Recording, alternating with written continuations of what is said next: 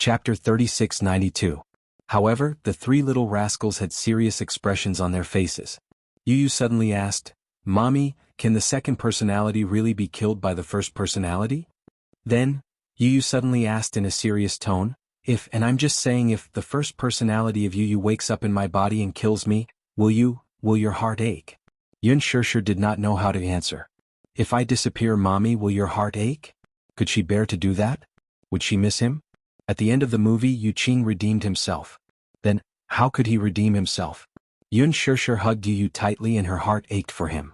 She suddenly asked, "Why can't they coexist? Just like in the past?" Lisa was nervous when she heard this. She wanted to say something but stopped herself. When the four of them left the cinema, Yu looked a little down. Xiao Yichen saw this and immediately said, "I'll go buy some milk tea. Mommy, wait for me here." As he spoke, he held Lisa's hand and walked towards the milk tea shop. "Xiao Yichen, why did you choose this movie?" Lisa complained as they walked. Xiao Yichen felt wronged and said, "I've never seen this movie before. I don't know what the plot is." Lisa frowned when she heard this. Her expression was a little solemn. "We can't let this drag on. It's better to put an end to it." "How do we put an end to it?" Xiao Yichen said angrily. "Are we going to let you use two personalities kill each other? That's too cruel. There's no other way. It's impossible for two personalities to coexist. Sooner or later he won't be able to take it." "Not necessarily. In the past, you used two personalities coexisted. The situation you mentioned didn't happen either. It's different now." Lisa continued, "In the past, Yu's second personality had always been suppressed by her first personality. Now, the second personality is in complete control, and the first personality is being suppressed very much. The two personalities have never coexisted before, and only one of them can suppress the other. Can you imagine Yu's two personalities coexisting?" Xiao Yichen was stunned. "Perhaps it will really be like in the movies." Lisa frowned and said, "Sooner or later both personalities will collapse. Do you have the heart to do that?" Xiao Yichen was speechless. He suddenly said, "We can't make the decision for Yu. No matter what decision he makes, I will always be by his side." He then said to the waiter, "4 cups of pudding cheese." Lisa was silent for a while. She looked at Xiao Yichen's side profile and said calmly, "Actually, regardless of whether it's the first personality or the second personality, I also hope that Yu's two personalities can coexist peacefully. However, dual personalities are very rare. At the moment, there's no treatment for it. This is a little tricky." "What about Alice? Does she not have a way to cure it?" "This is not a normal illness, so it can't be treated with any treatment. Alice doesn't know how to solve this problem." Xiao Yichen's heart sank when he heard this. "Let's not talk about this for now." Xiao Yichen took the milk tea from the waiter and turned to leave. Lisa followed behind him and suddenly thought of something. "What if we seal the second personality? We don't have to destroy the second personality." Chapter 3693. Xiao Yichen's heart ached as he said, "It's the most painful thing to be trapped in a cage all day." When Lisa heard this, she frowned but did not say anything in the end. There was no such thing as empathy between people. This was because the needle was not inserted into one's body, so one would not know how painful it was. They were not Yu, so they did not know how painful it was for a person to be divided into two opposing personalities. When the four of them reached home, Yu locked himself in his room. Xiao Yichen wanted to follow him in, but he realized that the door was locked. "Yu," he knocked on the door gently. Yu's cold voice came from inside the room. "I want to be alone." Xiao Yichen retracted his hand. Lisa walked over and said softly, "Let him be alone." But he was like this when he was on Ashland Island. Sometimes he likes to lock himself in his room and isolate himself from the world. Xiao Yichen sighed. It was dark in the study room. The curtains blocked all the windows so no light could pass through. Yu lay on the sofa and looked at the ceiling. Then he slowly closed his eyes. When he closed his eyes, the world became quiet and still. He imagined himself walking into a door. With a creak, the door slammed shut. Yu looked up and saw a cage in the empty dark room. Inside the cage was a child. This child had the exact same face as him, except that his face was excessively haggard. Yu walked to the door of the cage and looked down at him. Suddenly, he squatted down and looked at him expressionlessly. The child sensed the movement and looked up slightly.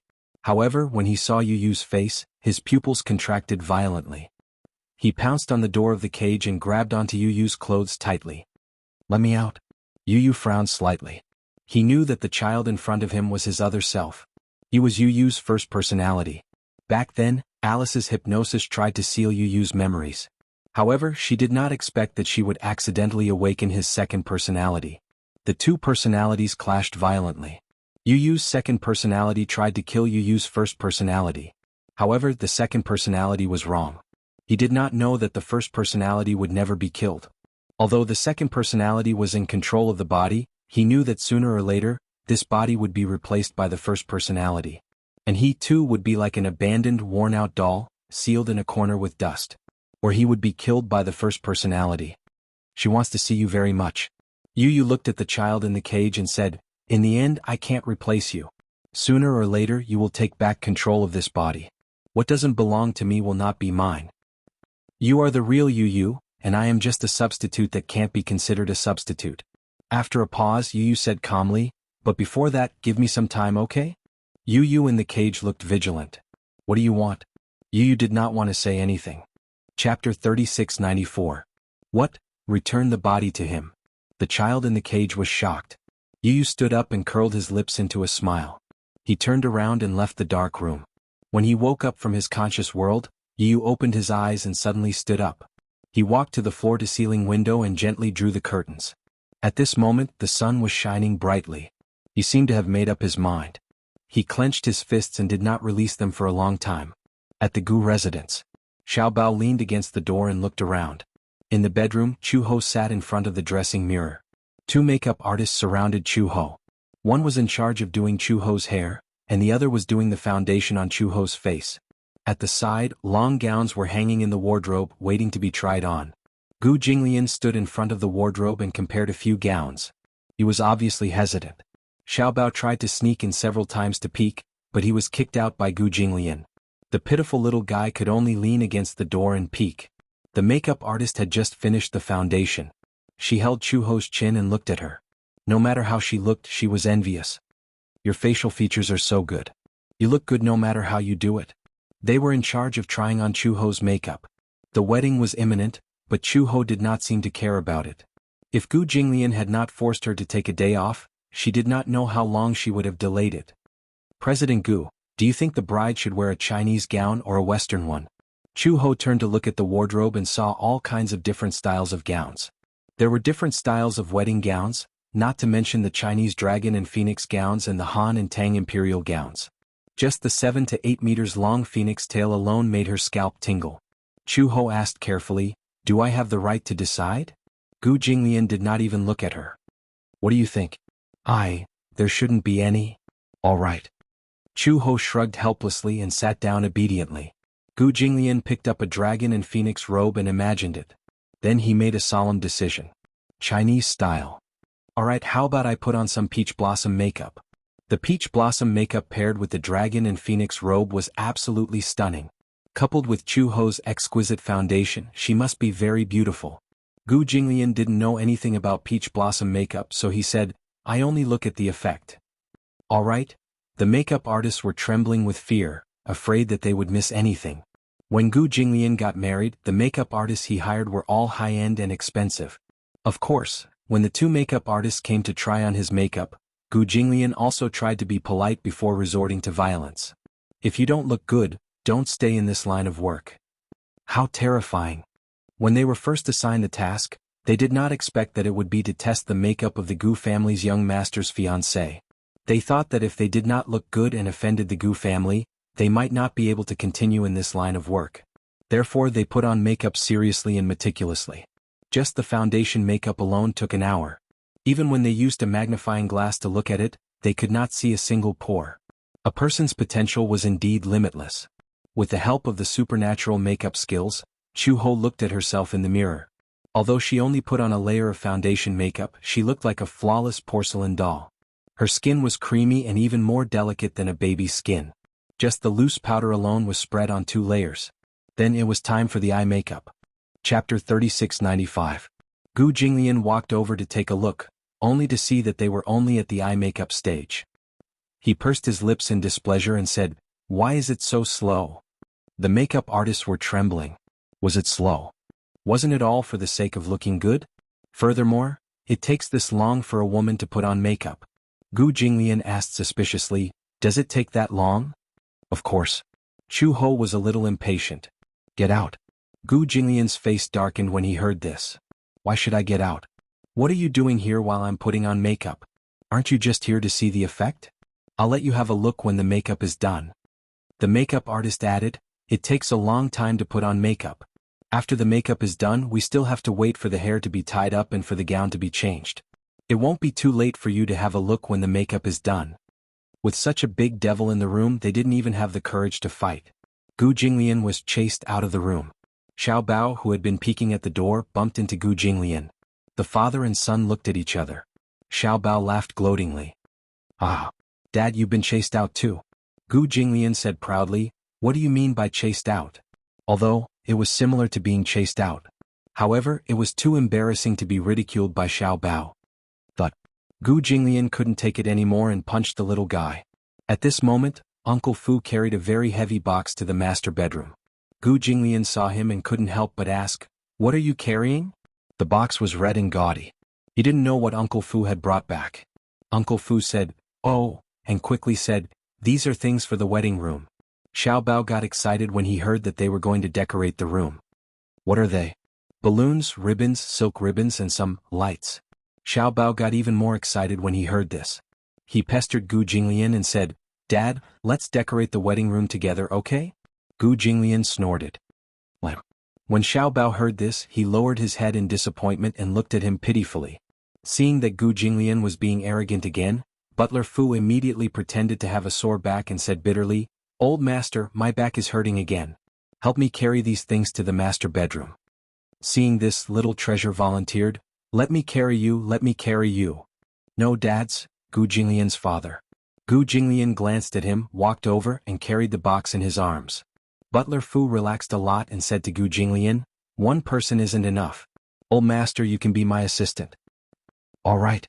He had wanted to wait at the door and wait for Chu Ho to finish his makeup so that he could see how beautiful his bride was.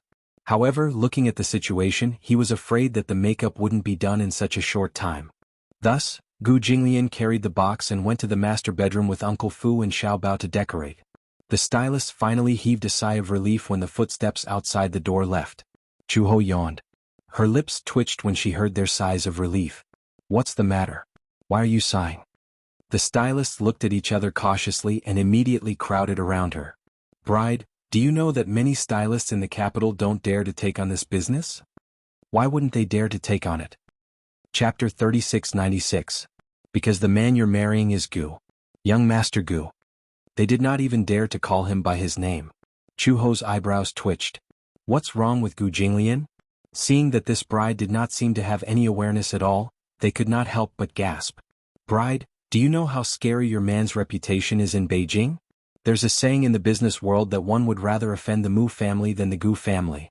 After all, the Gu family is from the underworld." Chu Ho felt that they had demonized Gu Jinglian too much. Actually, Gu Jinglian is not as scary as you make him out to be. The Gu family is also not as scary as you think. At least after interacting with them, Chu Ho felt that other than Gu Jinglian, everyone in the Gu family was quite easy to get along with. Perhaps there was no difference between the underworld and the underworld. She felt that the Gu family was like the chivalrous warriors of the underworld in ancient times. They had a heroic style, straightforward and single-minded. In fact, they were quite simple people. That was Gu Jinglian. He's just a little eccentric. Actually, he's not as scary as you think. The few of them looked at each other, still on tenterhooks. I've always felt that marrying a man like young Master Gu requires a lot of courage. Chu Ho looked at herself in the mirror and did not say much. Although the makeup process was very boring, she did not like to talk too much about her personal matters with outsiders. She knew very well what kind of person Gu Jinglian was. She also knew very well what kind of man she was marrying. Since she had decided to get married, she had already mentally prepared herself for what would happen after the wedding. However, she could not see through Gu Jinglian.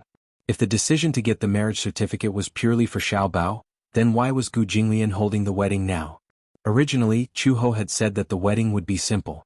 There was no need for a big show or a grand wedding. They just needed to go through the procedures. However, Gu Jinglian said, "How can my wedding be casual?" It had to be said that Gu Jinglian was quite particular. Either they didn't have a wedding or they had to have a grand wedding. Anyway, the Gu family was not short of money or manpower. No matter what, they could not lose to the Mu family in this wedding. At the very least, they had to be on par with the Mu family. He was a typical male chauvinist. Even if he treated others unfairly, he would never treat his woman unfairly. Mu Yaja had held such a grand wedding for his wife. How could his woman be wronged? Even though Chu Ho felt that there was nothing wrong with a simple wedding, Gu Jinglian felt that it was a once-in-a-lifetime wedding, so it couldn't be done so carelessly. Uncle Fu also came over to persuade her, saying that this was the only wedding in a woman's life. No matter what, it had to be done properly. Chu Ho was afraid of trouble, so Uncle Fu immediately patted his chest and promised that she would not have to worry about the wedding. There are so many people in the Gu clan, do you still need to worry about them? When the time comes, you just have to sit there, put on your makeup, put on your gown and follow the procedure. Chu Ho only agreed after hearing this. Once she agreed, Uncle Fu started to get busy. First, he started to think about whether the wedding would be Chinese or Western. Chapter 3697. It was up to Chu Ho whether she should wear a wedding gown or a dragon and phoenix gown. However, Chu Ho said that it did not matter. Uncle Fu immediately agreed that they should just go with the tradition. After walking around the hotels, Uncle Fu was not satisfied with any of them. After picking and choosing, he felt that no high-end hotel was as pleasing to the eye as the Gu residence. Hence, they decided to hold the wedding at the Gu residence. It had to be said that the Gu residence was really big. It was not a problem to hold dozens of tables in the courtyard. The guest list was drawn up. There would be 10 people at each table, but there would only be about 50 tables. Those who came were close friends who had business dealings with the Gu family. Those who had received invitations from the Gu family were all honored guests. After the wedding venue was confirmed, the tricky problem was, in a normal wedding the woman would be married out of the bride's house. However, Chu Ho did not have a maternal family. This was a big problem. Without a maternal family, where was the best place to get married? The group of people was worried. Uncle Fu usually stayed at the Gu residence, but he also had houses in other places. Uncle Fu suggested that the woman could get married out of his house. Anyway, Chu Ho's household register is under my name. No matter what, she can be considered half a daughter. Since she is already married, she can treat my house as her maternal family and get married out of my house. When Gu Jinglian heard this, he also felt that this was a good idea. Uncle Fu's house was not far from the Gu residence. It was about 10 kilometers away. Chu Ho did not care about anything, as if she was a hands-off shopkeeper. After all, she did not know the rules of a wedding, so she simply left it to Uncle Fu to handle. In the master bedroom, Xiao Bao was holding a balloon and blowing it. The balloon was expanding bit by bit. However, he did not dare to blow it up too much, for fear that it would explode if the balloon was too full. Here, Uncle Fu, tie a knot. Xiao Bao handed the pitifully small balloon to Uncle Fu. Uncle Fu took a look and clicked his tongue. This balloon is too small. It won't do. What happened? Look at how big the balloon in your father's hand is. Xiao Bao looked at the balloon in Gu Jinglian's hand and saw that the balloon that Gu Jinglian had blown up with the air pump was 10 times his size. What a big balloon. Gu Jinglian said disdainfully, your balloons are useless. What? I can't fly. How is this possible? Xiao Bao threw the balloon in his hand toward the ceiling, but he didn't expect the balloon to fall down so quickly. What happened? Xiao Bao looked dejectedly at the balloon in Gu Jinglian's hand. He tied a ribbon to it and rolled the ribbon with the back of his knife. He gently loosened the ribbon and the balloon floated up to the ceiling. The balloon was filled with hydrogen, and Xiao Bao directly blew it with his small mouth. Naturally, it couldn't float. I also want to use this thing to fight. Xiao Bao pointed at the air pump. Uncle Fu suddenly said, Xiao Bao, shall we compete? Let's see who blows the balloon bigger. When Xiao Bao heard that they wanted to compete, he nodded his head vigorously. Hence, Xiao Bao and Uncle Fu each took a balloon and blew it vigorously. Gu Jinglian glanced at it and suddenly laughed sinisterly. He placed a deflated balloon behind Xiao Bao and started blowing it with the air pump. Xiao Bao was focused on the balloon and didn't know that the balloon behind him was getting bigger and bigger. Uncle Fu was shocked when he saw this. He saw Gu Jinglian holding the air pump and pumping it vigorously. The balloon was getting bigger and bigger. There was a sound. Chapter 3698. The balloon exploded at once. The balloon exploded behind Xiao Bao. The huge commotion frightened Xiao Bao so much that he jumped up from the bed. He was so shocked that he loosened his grip. The air in the balloon immediately escaped and poured into Xiao Bao's mouth. Xiao Bao was stunned as he drank the balloon's air. He loosened his grip and the deflated balloon immediately flew out. It flew around the room and fell to the ground. When Gu Jinglian saw Xiao Bao's intense reaction, he burst out laughing. Ha ha ha. Xiao Bao still did not understand what was going on. He turned around and looked at the remains of the balloon on the floor. Then he looked at the air pump in Gu Jinglian's hand and suddenly understood what was going on. You did it on purpose. Xiao Bao stood up and pointed angrily at Gu Jinglian. He was so frightened that his eyes turned red. Gu Jinglian's face returned to its cold and indifferent expression. No, you're just a coward. You? Xiao Bao pounced at Gu Jinglian angrily. He picked up the balloon on the floor and hit it at Gu Jinglian's head. Gu Jinglian grabbed the balloon from Xiao Bao's hand and hit it at his head. Thump thump thump. Thump thump thump. Xiao Bao's head was hit quite a few times. The father and son wrestled together and started fooling around. Uncle Fu did not know whether to laugh or cry, but it was nothing. As the father and son played around, Uncle Fu minded his own business and hit the balloon. After more than an hour, someone knocked on the door. Master Gu, the bride's makeup is done. When Gu Jinglian heard this, he said, Oh. When Xiao Bao heard this, he was extremely excited. I want to take a look. Xiao Bao nimbly got up from the ground. When Gu Jinglian saw this, he reached out his large palm and clasped Xiao Bao's head, pushing him to the side. He stood up himself and walked towards Chu Ho's room. Xiao Bao also followed. The father and son walked to the door of the room. From afar, through the crack of the door, they saw a dazzling red. It was incomparably dazzling. Gu Jinglian's eyes immediately focused. Xiao Bao pushed the door open and saw Chu Ho standing in front of the full-length mirror. He was wearing a long dragon and phoenix robe. Just by looking at his back, one could see that he had a magnificent bearing. His 7 to 8 meter long phoenix tail spread out in a long stretch. Gu Jinglian was stunned. The beautiful scene in front of him made him forget what he should do for a moment. Chu Ho was very tall. Hence, the long dragon and phoenix robe made her body look even more well-proportioned and slender. She was incomparably tall and slender. She wore a golden phoenix coronet on her head. Beautiful tassels hung down to her temples. Her exquisite makeup and seductive eyes were like silk. Especially the fiery red flower between her brows and her red lips, she was dazzlingly beautiful. Even though Chu Ho had a good foundation, even without makeup, she was much more beautiful than the average woman with makeup. However, there was still a big difference between makeup and no makeup. Thick black eyelids, thick and long eyelashes, a perfect amount of blush, fair and translucent, delicate and smooth skin, it was actually a stunning sight. Wow. So beautiful. Xiao Bao walked over carefully, trying not to step on Chu Ho's phoenix tail. Gu Jinglian also came back to his senses and walked into the room. Chu Ho's back was facing him. She was still looking at the mirror and examining her makeup. Even she herself was stunned by her flawless makeup. It was too beautiful. This was not makeup, it was simply a disguise. Chapter 3699. So beautiful. So beautiful. Xiao Bao jumped around Chu Ho. She was breathtaking. Gu Jinglian stopped behind Chu Ho. He calmed himself down and suppressed his emotions. Pretending to be calm, he said, Turn around and let me have a look. When Chu Ho heard this, she did not expect Gu Jinglian to be there too. She turned around in surprise. However, when she turned around just now, the sunlight in the room was overshadowed in an instant. The whole room seemed to be enveloped by the light emitted from her body. Chu Ho's fair and flawless face was filled with shades of black, red, pink and white. The black was naturally due to her thick black eyeliner and her curly eyelashes. The pink was due to her pink cheeks. The blush was just right. It was neither too bright nor too plain. Her high nose bridge and bright red lips made her look as graceful as jade. Her bearing was extraordinary. She had a noble and compelling aura that could not be looked directly at.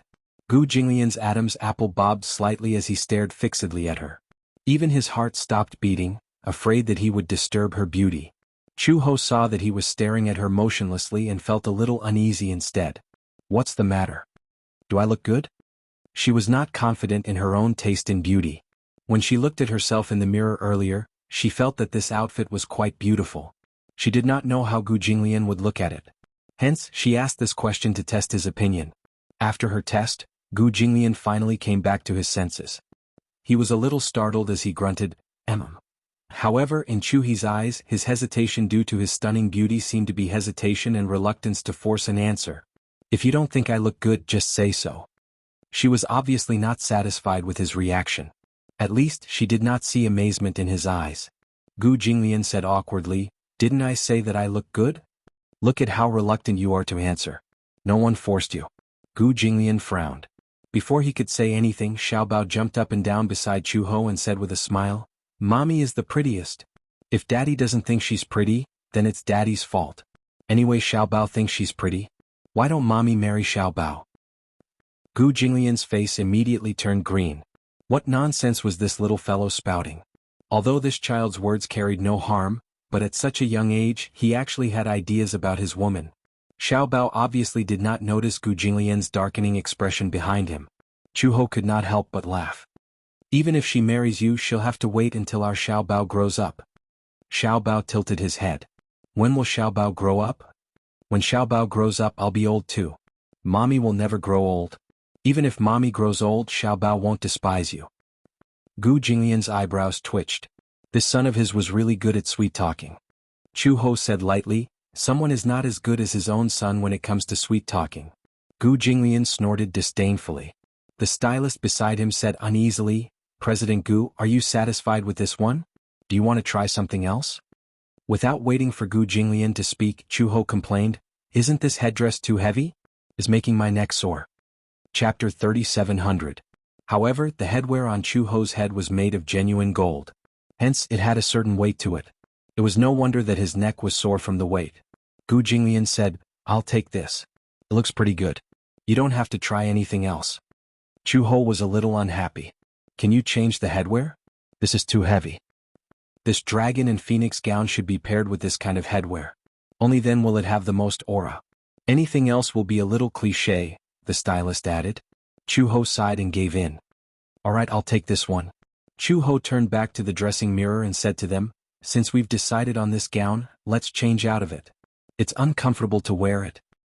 Of course, the nicer the gown, the better. It'll definitely be uncomfortable. However, this is a once-in-a-lifetime wedding.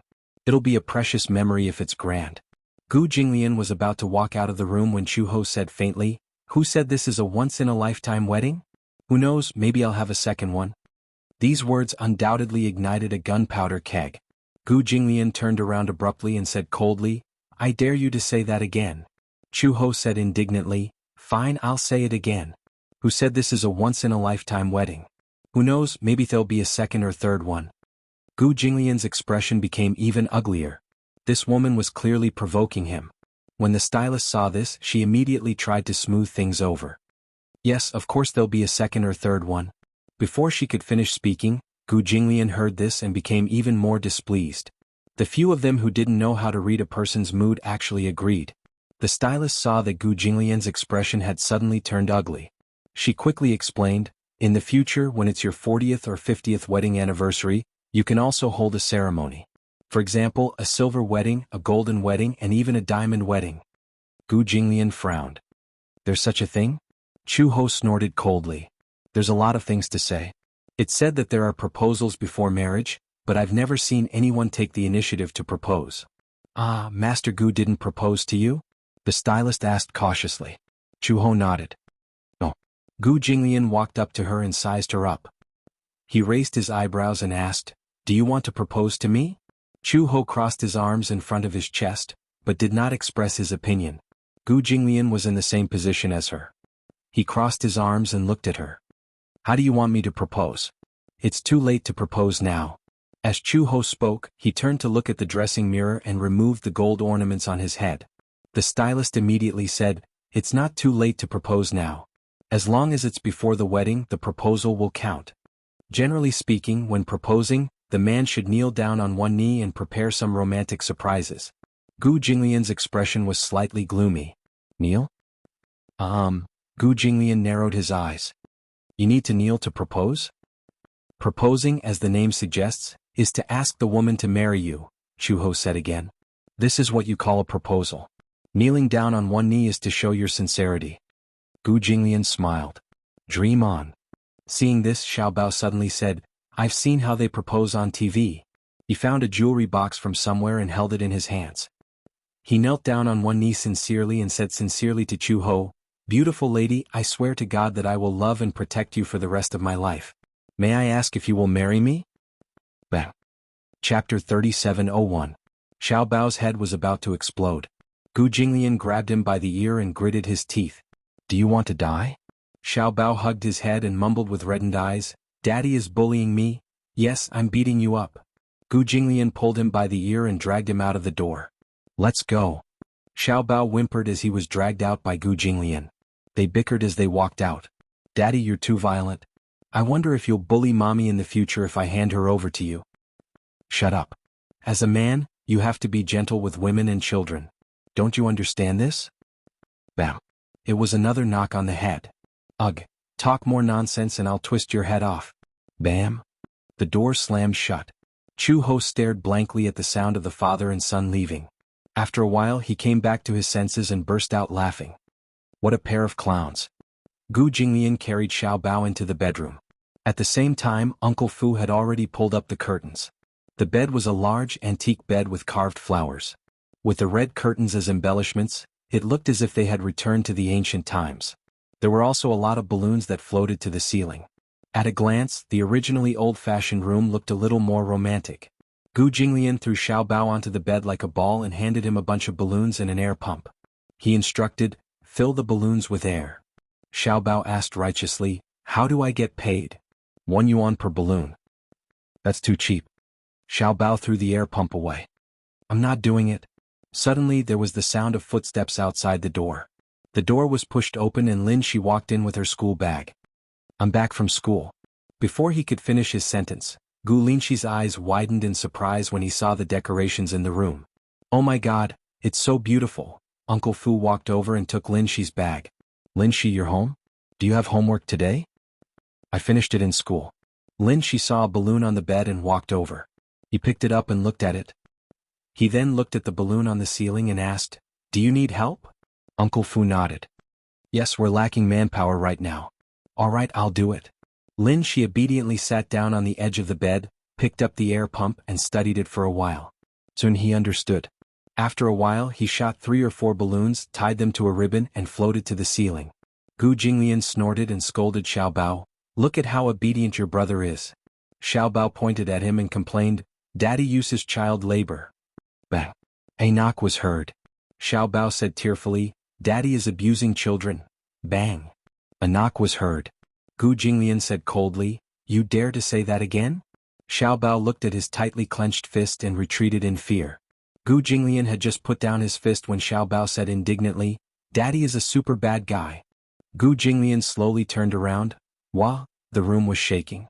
Even though they were a room apart, Chu Ho could hear the commotion in the master bedroom. He only heard Xiao Bao's cries. Then there was dead silence. Gu Jinglian, this guy, he must be bullying our son again. Chapter 3702. Putting on makeup took a long time, but removing it was very fast.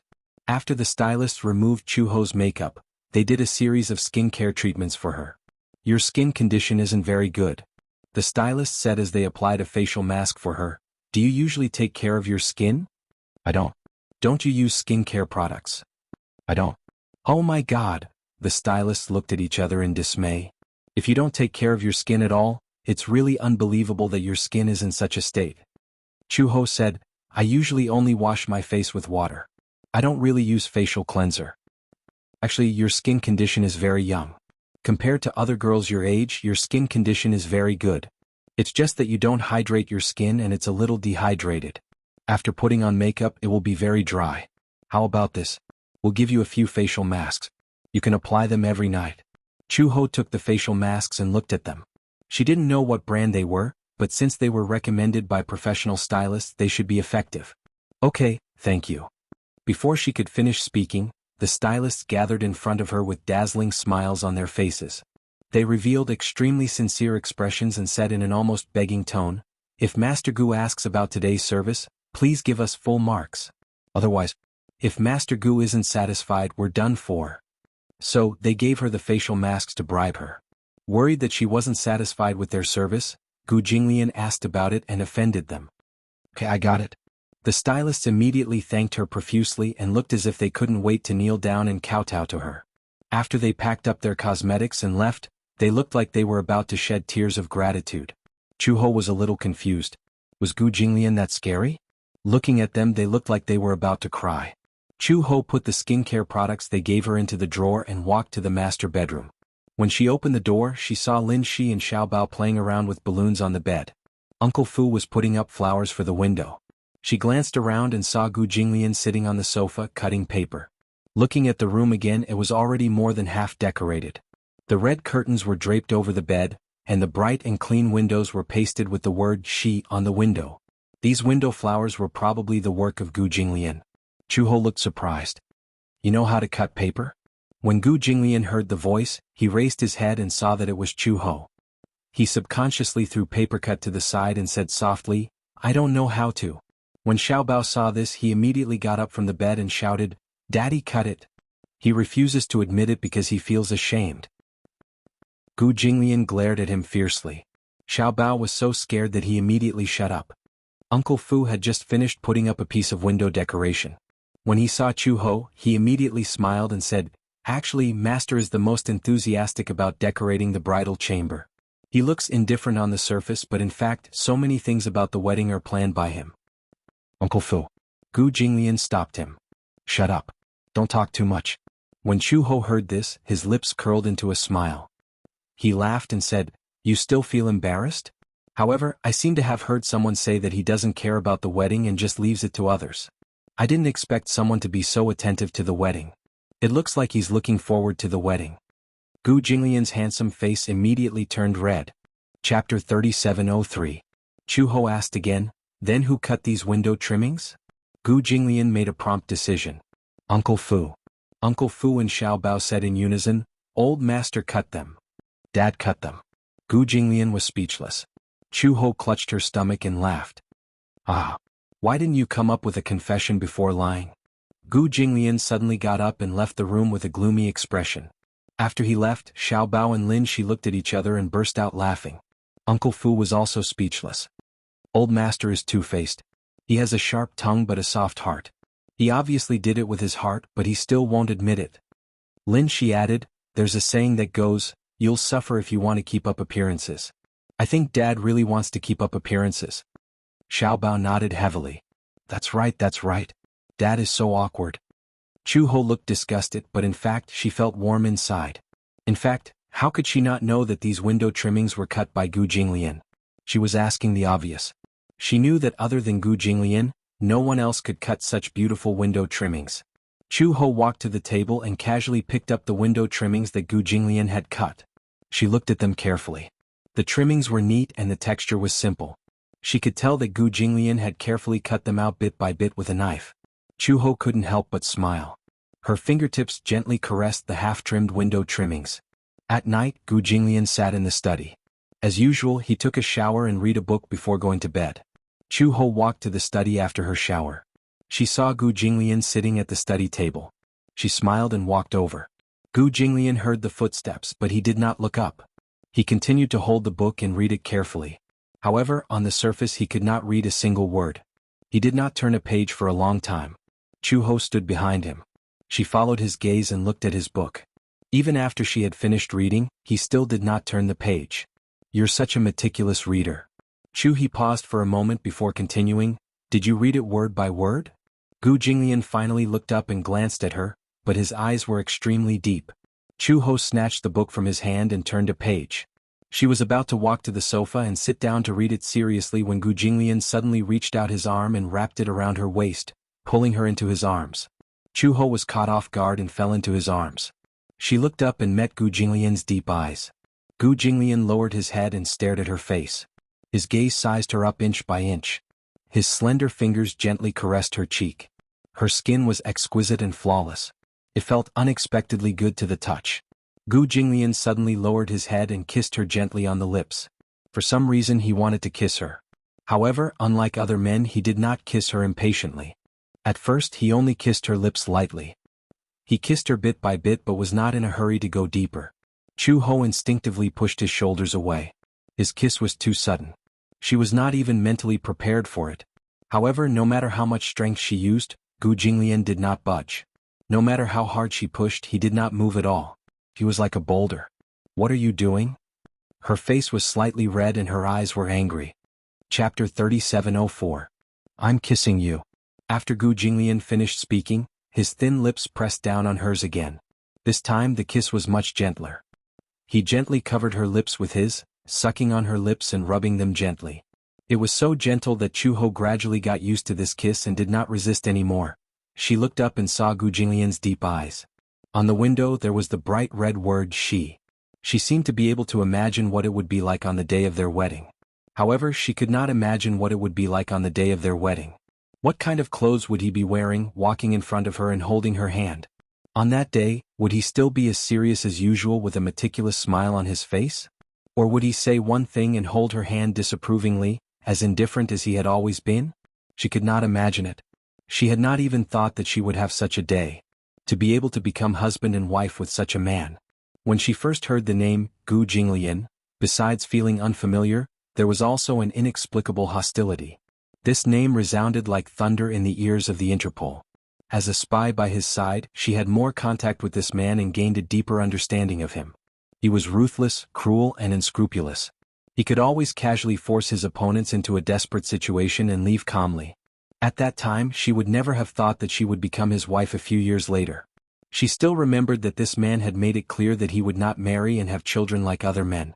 She did not expect that they would have such a cute and obedient son, Xiao Bao.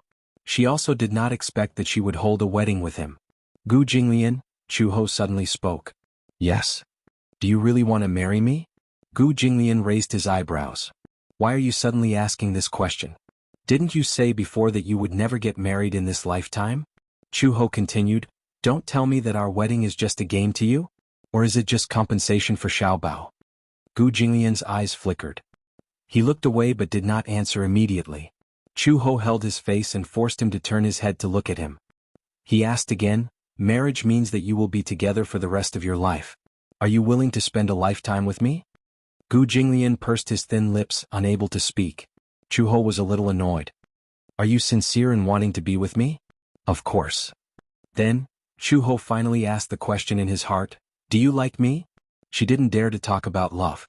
She also didn't dare to imagine that a proud and arrogant man like Gu Jinglian would tie his life to a woman. However, even if it was just a little bit, this love was much deeper and heavier than the love of other men. Gu Jinglian stared at her for a while and suddenly asked, do you like me? He asked with an awkward expression. When Chu-ho heard this he smiled and said, I like it. She decided not to hide it anymore. Perhaps the initial decision to settle down in the Gu family was purely to give Xiao Bao a home. Chapter 3705. However, after getting used to life in the Gu residence, Chu-ho realized that she had some special feelings for the Gu family. These feelings were too subtle. If one was not serious, it would not be easy to notice. The feeling of home. The warmth of home. This feeling was unprecedented.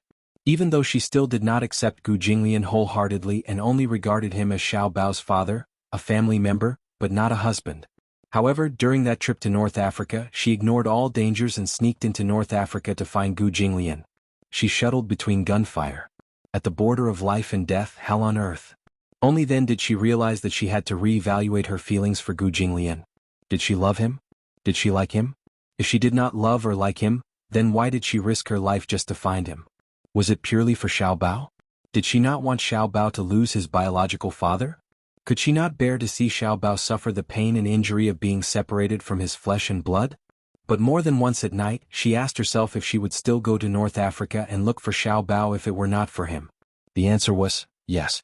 Even if she faced death, she would find him and bring him home.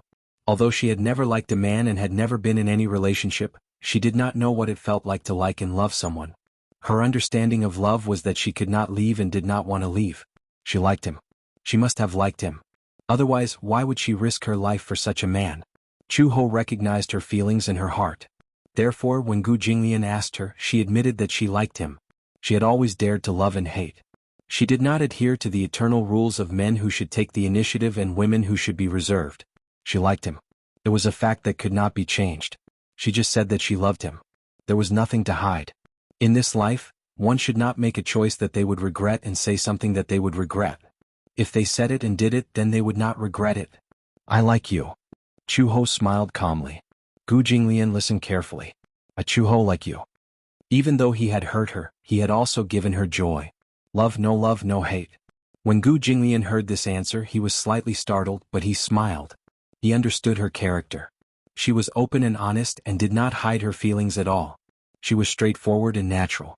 This was also one of the reasons he liked her. What about you? You haven't answered me yet. Chu Ho raised his eyebrows. I don't want you to marry me. The ceremony is just for Xiao Bao's feelings. If you like me, you like me. If you don't like me, you don't like me. You're not even afraid of death. Don't you have the courage to answer this question? Gu Jinglian asked. Is the answer really that important? Of course. When Gu Jinglian heard this, he laughed. He was the same as Chu Ho. When he was young, the cold environment he grew up in had created a cold personality. He was also very indifferent to relationships. He had developed a character that would not give up until he achieved his goal. He had had many women, but Chu Ho was the most special one. Chapter 3706. It was not that he did not have women who were prettier and prettier than her. There were all kinds of women around him, but Chu Ho was special. It was not just because of her identity as Xiao Bao's biological mother. She seemed to be the only woman who was willing to risk her life for him. Was he touched? He was afraid not. He was a proud man like Gu Jinglian. How could he be touched by such a ridiculous feeling and tie himself up for the rest of his life? For Xiao Bao? Similarly, he would never bet his life on a man for the sake of a child. It was only now that he understood that there was no need for a reason to like someone. Cute, gentle, flirtatious. She did not have any of these qualities that a woman should have. However, it still proved that there was no need for a reason to like someone. He was willing to be with her. For the rest of his life. She might have many flaws, but it did not stop him from liking her. Gu Jinglian lowered his head and gently kissed her lips. Their lips pressed together as he murmured, "If this feeling of wanting to be with you is like then?" He did not continue speaking and deepened the kiss. The answer that followed was self-evident, though. A man like him did not like to show off. Usually, such a proud man would keep everything in his heart. Chu Ho could understand, though. In his kiss, she seemed to have heard his answer. Like, if you like, then be together for the rest of your life. A lifetime was short, but it was long. Only they knew in their hearts that this choice was not for Xiao Bao but for themselves. This was also one of the reasons why Gu Jinglian did not hate Yin Tianyu for the incident in North Africa. Given his vengeful personality, that incident in North Africa would probably become an unforgettable barrier between the Gu and Mu families. However, even though he had lost Werther, he recognized his own heart. Chu Ho originally did not want to take wedding photos, but Xiao Bao insisted on it. Just as well, she could take a family photo as well. Sometimes, when the kindergarten held activities, the homeroom teacher would ask for a family photo. Xiao Bao couldn't take it out, so he could only say that he couldn't find the family photo. It just so happened that he had such an opportunity this time. Since Xiao Bao had already said so, Chu Ho had no reason to refuse. After the wedding photo shoot, Uncle Fu suddenly took out a photo of her and gave it to the Gu family tattoo artist. There were 5 tattoo artists in the Gu residence. The tattoos and totems on the bodies of the several thousand disciples of the Gu family were all handled by the tattoo artists employed by the Gu residence. The photo that Uncle Fu took away was a photo of Chu Ho wearing a traditional Chinese and phoenix robe and wearing a phoenix coronet. The tattoo artist took it and designed a heavy-colored tattoo. Chu Ho did not know about this. However, a few days later, Chu Ho finally found something fishy about Gu Jinglian. He had an additional tattoo on his body. That night, when she entered the room, she happened to see Gu Jinglian changing into a bathrobe. She vaguely noticed a strange mark on his left chest. She took the chance when he was not paying attention and lifted his bathrobe only to see her face. "What is this?" Gu Jinglian waved her hand away with an unnatural expression. "It's nothing. I saw it." Chu Ho frowned. "That's my face." Chapter 3707. She held up a fan and covered half of her face, revealing only her eyes. The tassels of the phoenix coronet dangled from her hair. After the tattoo artist's design, it was made into a multicolored tattoo on his chest. Similarly, it was the position of his heart. Chu Ho was stunned. He got a tattoo? How did he get a tattoo, and it was her portrait? Chu Ho was so curious that she wanted to tug at his bathrobe. "Let me see." Gu Jinglian slapped her hand away. "No. Let me see. It's my portrait after all. Don't I have the right to see it?" Gu Jinglian said awkwardly, "No, you don't have the right." Chu He was displeased. In one go, she grabbed Gu Jinglian's collar and threw him onto the bed. She straddled him and pinned his hands down with the back of her hand. In an instant, she tore open the bathrobe. When she saw the totem tattooed on his chest, she was stunned. "You're..." Chu Ho furrowed her eyebrows. "What does this mean?" "Nothing. You wouldn't get this tattoo for no reason, right?" Chu Ho smiled and asked, "Do you also think that this photo of mine looks especially good?" "Shut up." Or do you want to engrave my most beautiful image in your heart forever? Shut up. You've got a tattoo but you don't let me talk about it. How awkward are you? Shut up. Gu Jinglian, I didn't expect you to love me so much. Shut up. Outside the door, Uncle Fu happened to pass by and overheard their bickering. He couldn't help but laugh. Actually, the reason why he had asked the digitizer for this wedding photo that day was because of Gu Jinglian's instructions.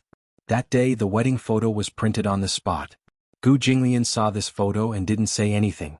He asked Uncle Fu to print out this photo and take it to the Gu family's tattoo artist for a design. Uncle Fu asked him what he wanted to do. Gu Jinglian only asked him to do as he was told, but did not say anything else. How could Uncle Fu not understand? He immediately understood. The old master wanted to tattoo his wife on his body. Gu Jinglian did not have many tattoos on his body, but this one covered his entire chest. There was no extra space. On the left side of his chest, in the center of his precordium. This was also the position of the heart, the most sacred position. He got a tattoo of her. What did this mean? Uncle Fu felt gratified when he saw this. This showed that old master really cared about Chuho. He was too happy. She was happier than anyone else. To be able to see his master's happiness while he was still alive, his greatest wish in this life could be considered to have been fulfilled. However, how could someone as arrogant as Gu Jinglian tell Chuho his intentions? It would be hard for him to say such embarrassing words for the rest of his life. No matter how Chuho asked, he couldn't get an answer. By chance Xiaobao also discovered this tattoo. He recognized at a glance that it was a portrait of Chuho. He didn't say anything. He returned to his room and started to flip through his photo album. Finally he found an especially cute photo. Xiaobao held the photo up and ran to Gu Jinglian. He gestured with the photo on his right chest. Gu Jinglian lifted his collar and asked unhappily, "What are you doing?" "Dad, look. How about you tattoo me here?" Xiaobao showed the photo to him as he poked his right chest. "Get lost." Gu Jinglian didn't even think and threw him aside. Xiaobao felt indignant when he heard this. Chapter 3708. No reason. Xiaobao said angrily, "You only tattooed mommy, not me." "Why?" Gu Jinglian snorted coldly. "Nothing. You're ugly." Whoosh. It was a blow to the heart. Xiaobao's glass heart was shattered into pieces. He held his heart and asked pitifully, "You said I'm ugly?" Xiaobao knelt on the floor, covering his mouth with his fist and acting like a resentful wife. "You said I'm ugly. Daddy is biased." Gu Jinglian was speechless. Was this guy an actor? Why was he so dramatic? He said coldly, "Gu Qingze, you'd better know when to stop." Xiaobao burst into tears. "Daddy doesn't love me. Daddy doesn't love me. Daddy only tattooed mommy, not me. Daddy is so biased, so biased." Gu Jinglian wanted to kick him out of the door. He said, "Why are you acting like a resentful wife?" His acting skills were top-notch. Everyone knew that he was pretending. He cried for a long time but there were no tears. Xiaobao asked anxiously, "Daddy, tell me the truth, do you really think that your son is ugly?" Gu Jinglian hummed in acknowledgement. Baby Chu covered his face and ran away with a wah sound. He ran all the way to Chuho's room and complained to her pitifully. Chuho was confused when she heard that. But when she saw Xiaobao's funny look, she couldn't help but laugh. "Daddy is jealous that you're cute." That must be it. Xiaobao crossed his arms and nodded solemnly. "Daddy must be jealous that I'm cute. That's why he said that. He's purposely making me angry." "However," he said longingly, "but Xiaobao also wants Daddy to tattoo me. What's so good about it?" "It just feels," Xiaobao thought about it seriously. "It just feels special." Chuho teased him, "Then mommy will tattoo you on my heart, okay?" "All right." Chuho wasn't just teasing him. So he took the photo in Xiaobao's hand and found a tattoo artist. He asked him to design a design. Uncle Fu found out about it and told Gu Jinglian about it. Gu Jinglian was furious. No tattoos allowed. That night, when Chu He had just entered the room, Gu Jinglian saw her sitting at the desk and said this out of the blue. For a moment, Chu Ho did not understand what he was trying to say. He was confused. "What do you mean by, not allowed? What's not allowed?" "I heard that you want to tattoo Xiaobao's picture on your body." Chu Ho was suddenly enlightened. "Oh, you're talking about that?" She nodded. "I do have that thought. You are not allowed to." "Why?" This man was too domineering. Only the officials were allowed to set fires but not the common people? "You already have a tattoo, so why can't I have one?" Gu Jinglian frowned but did not say anything. But in reality? He didn't want Chu Ho to have anything that was not harmonious. What if he saw Xiao Bao's picture tattooed on her body when they were in bed? That would be a very scary feeling. He kept feeling as if a pair of eyes were staring at him. He was not interested anymore. Moreover, her skin was so fair and smooth. If he had a tattoo on her body, it would ruin her beauty. If I say no, then no. You're not allowed to get a tattoo. Chu Ho said, I promised Xiao Bao and the child, so I have to keep my word. Besides, you already have a tattoo, so it's not a big deal for me to get one. You can get one. Chapter 3709. Make the tattoo smaller. Tattoo it on your butt. Xiao Bao would be so angry that he would cry, wouldn't he? How could he do such a thing to his son? Chu Ho could totally imagine how pitiful Xiao Bao would be when he found out that his portrait was tattooed on his butt. Mom, I'm on your butt and you're sitting on me every day. Sob, sob, sob. Xiao Bao feels so wronged. No way. Chu Ho immediately interrupted him. Gu Jinglian replied, why not? You tattoo me on your chest and I tattoo Xiao Bao on my butt. Isn't the difference in treatment too big? Gu Jinglian sat down at the table and snorted coldly. Why should I tattoo him on your body? I won't allow it. You're so overbearing. You only know that I'm overbearing on the first day you met me? In Gu Jinglian's mind, he got the tattoo only because he liked that photo. Given his style of doing things, to him, having a portrait tattooed on his chest had a special meaning. Of course, he wouldn't agree to Xiao Bao's whim. Chu Ho was helpless. If Gu Jinglian didn't agree and he didn't say anything, the Gu family's tattoo artist wouldn't tattoo him. Thinking of this, he could only give up. When Chu Ho went back, Xiao Bao looked at her expectantly. However, she said helplessly, your dad didn't allow it. What? Your dad said that it's okay to tattoo it, but it has to be on your butt. Xiao Bao was speechless. He frowned and asked suspiciously, what? He said that if you want to tattoo it, it can only be on your butt. Xiao Bao clutched his chest. What? How can he be so heartless? Good boy. Chu Ho smiled and squatted down. She patted his head and said patiently, actually, a tattoo is very painful. You don't want your mom to be in pain because of a tattoo, right? Xiao Bao listened and nodded, but he felt a little awkward in his heart. Actually, it wasn't a big deal if Chu Ho didn't get a tattoo. The problem was that Gu Jinglian actually said that he wanted to tattoo him on his butt. Bullshit. Boom. Charge. How infuriating. But in front of Chu Ho, she still had to maintain a smile. Xiao Bao clenched his fists, feeling indignant. He suddenly thought of something and his eyes flashed as he chuckled. In the past few days, Xiao Bao had been well behaved. On this day of rest, Xiao Bao suddenly ran to Gu Jinglian's study in the evening. Gu Jinglian had just returned from the company. He dialed a number and explained some of the wedding procedures. After hanging up the phone, he looked up and saw Xiao Bao standing at the door of the room wearing a bathrobe. However, the way he looked at him was a little malicious. Daddy. Gu Jinglian's eyebrows twitched. He did not know what this little guy was up to. What are you doing? I got a tattoo. Xiao Bao flipped his hair proudly and swayed his hips as he walked in front of him. He placed his little hands on the table, looking very pleased with himself. Gu Jinglian said, oh, but did not seem to be moved. What does it have to do with me? Of course it has to do with you. Xiao Bao held his chest and pretended to put on a flattering expression. In order to express my deep love for Daddy, I drew Daddy's picture and tattooed it on my butt. Deep love? His picture? Tattooed on his butt? Gu Jinglian was speechless. What? How is it? Chapter 3710. Xiao Bao's eyebrows twitched. Look at how good I am to Dad. As he said this, he took half a step back and pulled his bathrobe open. He turned around and stuck out his back, revealing his round and bouncy little butt. Gu Jinglian followed his gaze and saw that there was really a tattoo of his portrait on his butt. You. Dad, if I make Dad angry in the future, you don't have to do it yourself. I'll just slap my own butt.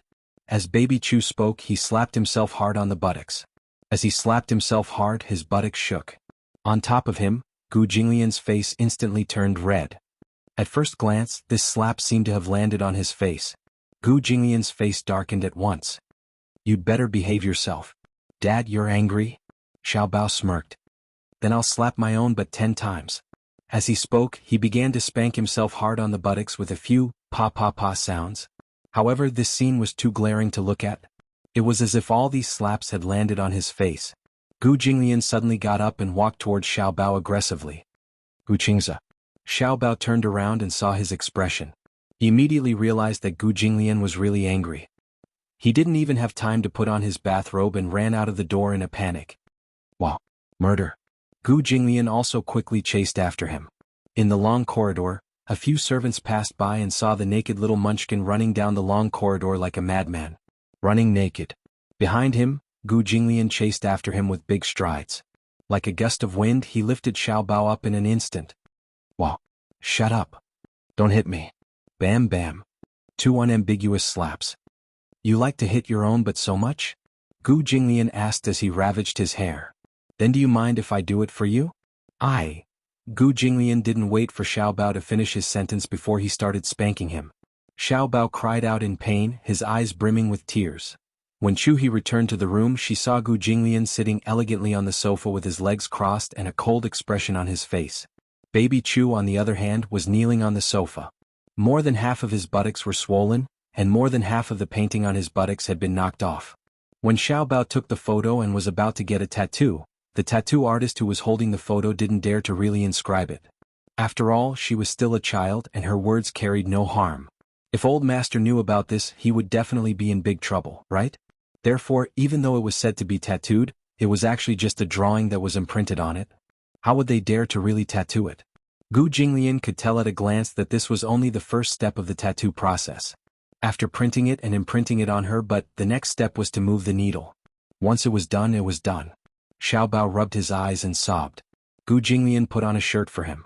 He wore a pair of underwear, but his butt was still exposed. When he saw Chu Ho, he cried even harder. He reached out his little arms and asked for a hug. Chu Ho had just walked over when Gu Jinglian snorted coldly. No hugging. What's wrong? Chu Ho ignored him and walked over to Xiao Bao's side and picked him up. Xiao Bao, don't cry. Mom, my butt is swollen. Chapter 37:11. The wedding date was getting closer and closer. The entire Gu family was in a state of anxiety. No one dared to be negligent. If there were any accidents at the wedding, none of them would be able to escape punishment if Gu Jinglian decided to punish them. There were only 10 days left until the wedding. However, an accident caught everyone off guard. Chu Ho had a suspected pregnancy reaction. No one had expected this to happen. She suspected that her pregnancy was not a problem of delayed menstruation. Although Chu Ho was not busy preparing for the wedding during this period as a bride-to-be, she had a lot of things to prepare. She had forgotten that her menstruation period had not arrived yet. Until one day when she woke up, she felt particularly uncomfortable. She had been extremely tired for the past few days. No matter how much she slept, she could not wake up. At dinner, at first he just didn't have an appetite. Later on, the situation became worse. Greasy food, especially pork belly, braised pork and chicken drumsticks, was only inedible at first. Once she ate it, she would feel very uncomfortable. However, gradually the symptoms became more and more serious. She could not see it, she could not hear it, and she would vomit when she heard it. She did not realize that she was pregnant. Later, when she passed by the kitchen and heard the sound of cooking, she threw herself at the flower bed and retched for a while.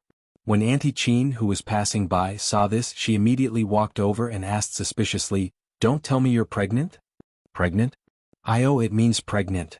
As Auntie Chin spoke, her face flushed red.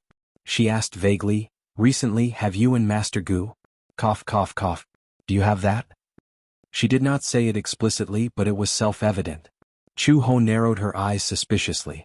It was not that they had not. After returning from North Africa, they had had sex a few times. However, they had taken contraceptive measures. Not a single time had been missed. In fact, Chu Ho did not want to have children. She was not sure about Gu Jinglian's attitude. However, when it came to children, Gu Jinglian would not force it. He would let nature take its course. She had only done it twice in North Africa, and she had also taken the medicine. How could she have gotten pregnant? But now, all the symptoms seemed to be similar to pregnancy. So, Chu Ho went to the pharmacy to buy a pregnancy test kit. He planned to test it first. Early in the morning, after Gu Jinglian left the room, Chu Ho sneakily took the pregnancy test kit into the bathroom and did as Mama Chin instructed. When he came out of the bathroom, Chu Ho's brows were tightly knitted. This matter was a little too mysterious. How could this be? What if she got pregnant? When Chu Ho came down from his room, Mother Chin saw him and immediately went up to him. She asked curiously, "How was it? You have any?" Chu Ho looked at her with a complicated gaze and nodded gently. Great." Seeing this, Mother Chin's face glowed. "Does Master Gu know about this too?" "He doesn't know yet." "Then?" I'll hurry and tell him. Don't. He left early in the morning. There's no hurry to tell him. Chapter 37:12. Now that Xiao Bao has a little brother and a little sister, if we tell Master Gu and Xiao Bao about this, they will definitely be overjoyed. But, Chu Ho said with some hesitation, I don't intend to have another child. Why? I think that having Xiao Bao and Lin Shi is enough. If we have another child, Xiao Bao may not be happy. She already felt that 2 sons were enough. If she had another child, it would be fine if it was a daughter, but if it was a son, the 3 of them would definitely cause a ruckus. Ever since Lin Shi had returned to the Gu family, it had been more than a month. It had not been easy for him to get used to everything in the Gu family, but in the end, everything had changed. Xiao Bao and Lin Shi were both boys. Lin Shi used to be quite quiet, but after meeting a clown like Xiao Bao, his personality had changed and he had become a little mischievous. No, not a little mischievous but very mischievous. If they had another son, the 3 boys would definitely overturn the Gu family. Mother Qin laughed when she heard this. How is that possible? No matter how mischievous the 3 children are, how could they possibly overturn such a big house? It's hard to say. Master Gu was very mischievous when he was young, but I didn't see him overturn the Gu family's house. You don't have to worry about this matter. First of all, it depends on whether you want to keep this child or not. Chu Ho smiled and said, Of course I can't bear to get rid of my own child. Of course I want to keep it. Although she did not want to keep it, since she had it, it was fate. Then isn't it settled? Since you have decided to keep it, then be happy. When Chu Ho heard this, the knot in his heart also disappeared. Mother Qin told Uncle Fu about this matter. When Uncle Fu first heard this, he was still a little doubtful, until Mother Qin said that they had already tested it with a pregnancy test kit. In order to confirm it, Master Gu would bring Chu Ho to the hospital for an ultrasound. Then they would be able to confirm it. When Uncle Fu heard this, he was so excited that he called Gu Jinglian to report this matter, despite Mother Qin's attempts to stop him. On the other end, Gu Jinglian was still in a meeting. As soon as he heard about this, he lost interest in the meeting and hurried back. Chu Ho was still in the room. She did not know why, but she was always tired and weak. When Gu Jinglian pushed the door open, she was taking an afternoon nap. When she heard the sound of the door opening, she immediately sat up in bed. When she saw that it was him, she subconsciously looked at the sky outside the window. It was still afternoon. Why are you back so early? Gu Jinglian walked to the bed with a serious expression and asked in a low voice, Are you really pregnant? So it was because of this matter. Apparently, Uncle Fu and Aunt Qin couldn't wait to tell him about this. Chu Ho said, I'm not sure yet. I just tested it with a pregnancy test kit. Gu Jinglian immediately said, Get up and get dressed. Go to the hospital now and do a checkup. Do we go now? Chu Ho's lips twitched. Is there a need to be in such a hurry? On the other hand, Gu Jinglian couldn't wait any longer. However, with his personality, he was naturally embarrassed to say it out loud. Hence, he deliberately acted as if he wasn't looking forward to it. The pregnancy test kit is not accurate. We have to go to the hospital for a checkup to get a definite result. Chu Ho also agreed. She rolled out of bed and prepared to get dressed. When she got out of bed, Gu Jinglian actually went up to her personally and supported her. Chu Ho was even more speechless. Chapter 37:13. I'm just pregnant, I'm not a paraplegic. I know. Gu Jinglian, yes? Let me ask you a very serious question. Speak. Do you like boys or girls? Gu Jinglian hesitated for a moment. Based on his personality, he actually preferred girls. Actually, even if he didn't say it, Chu Ho could tell. Looking at how he usually despised Xiao Bao, when little Ro came to the house and he saw little Ro, he revealed a rare smile. It was obvious that he actually liked daughters very much. Chu Ho could even imagine that if she gave birth to a daughter when she was 5 years old, Gu Jinglian would definitely give his daughter's photo to a tattoo artist and tattoo her on his right chest. Xiao Bao would probably feel all kinds of psychological imbalance when he saw that. Gu Jinglian said, It's the same whether it's a boy or a girl. I don't care. Really? What if I give birth to a son like Xiao Bao? Will you like him too? Gu Jinglian's eyes turned pale, but he said, It's fine. It's fine. If Xiao Bao was present and heard these words, he would definitely be so sad that he would cry and snot. Gu Jinglian put his coat on her. For some reason, after finding out that she was pregnant, Gu Jinglian was especially gentle to her, so much so that Chu Ho couldn't get used to it. You don't have to be so careful. It's just pregnancy. When I was pregnant with Xiao Bao, I was still building a house. No wonder Xiao Bao is so stupid. You'd better not let Xiaobao hear this. When Gu Jinglian brought Chu Ho to the hospital, they went straight to the VIP passage and did a series of tests. After a urine test, the nurse asked them to do an ultrasound. After the ultrasound, they were surprised to find that Chu Ho was not only pregnant, but she had been pregnant for more than 3 months. Gu Jinglian and Chu Ho were very surprised when they heard the results. After all, she had been pregnant for more than 3 months, but her belly did not show at all. Her lower abdomen was still as flat as before, and there was no sign of pregnancy at all. If she hadn't had some pregnancy symptoms recently, she wouldn't have thought that she was pregnant. The doctor was still a little speechless. He didn't know whether to laugh or cry as he said, "You're more than 3 months pregnant. Are there any abnormalities during your menstrual period recently?" "I've been quite busy recently, so I didn't pay much attention to it. Moreover, I've taken better contraceptive measures, so I didn't think about it." "Do you always take contraceptive measures?" "Yes." The doctor glanced meaningfully at Gu Jinglian, who was standing by the bed, and said meaningfully, "If the man is stronger in that aspect, no matter how many contraceptives are used, there is still a possibility of pregnancy. I know a pregnant woman. Not only did she take medicine, but she also wore a condom. In the end, she fell for it. Fortunately, the fetus was very healthy." As he spoke, the doctor looked at the screen and exclaimed, "Eh? What happened? Wait a moment. Let me take a closer look." The doctor took a tool and rolled it around her belly. He said in surprise, "Ah, it seems like there's more than one." "More than one?" Gu Jinglian raised his eyebrows. "What do you mean?" The doctor looked at the screen seriously and then smiled as he congratulated, "Congratulations, it's a pair of twins. How rare, how rare. The first pair of twins this year." "Twins?" Gu Jinglian and Chu Ho looked at each other and also found it strange. "A boy and a girl?" "Yes." Chapter 37:14. Fraternal twins? A boy and a girl. Chu He, on the other hand, found it strange. "How can you tell?" "Fraternal twins are twins. We can tell from the ultrasound.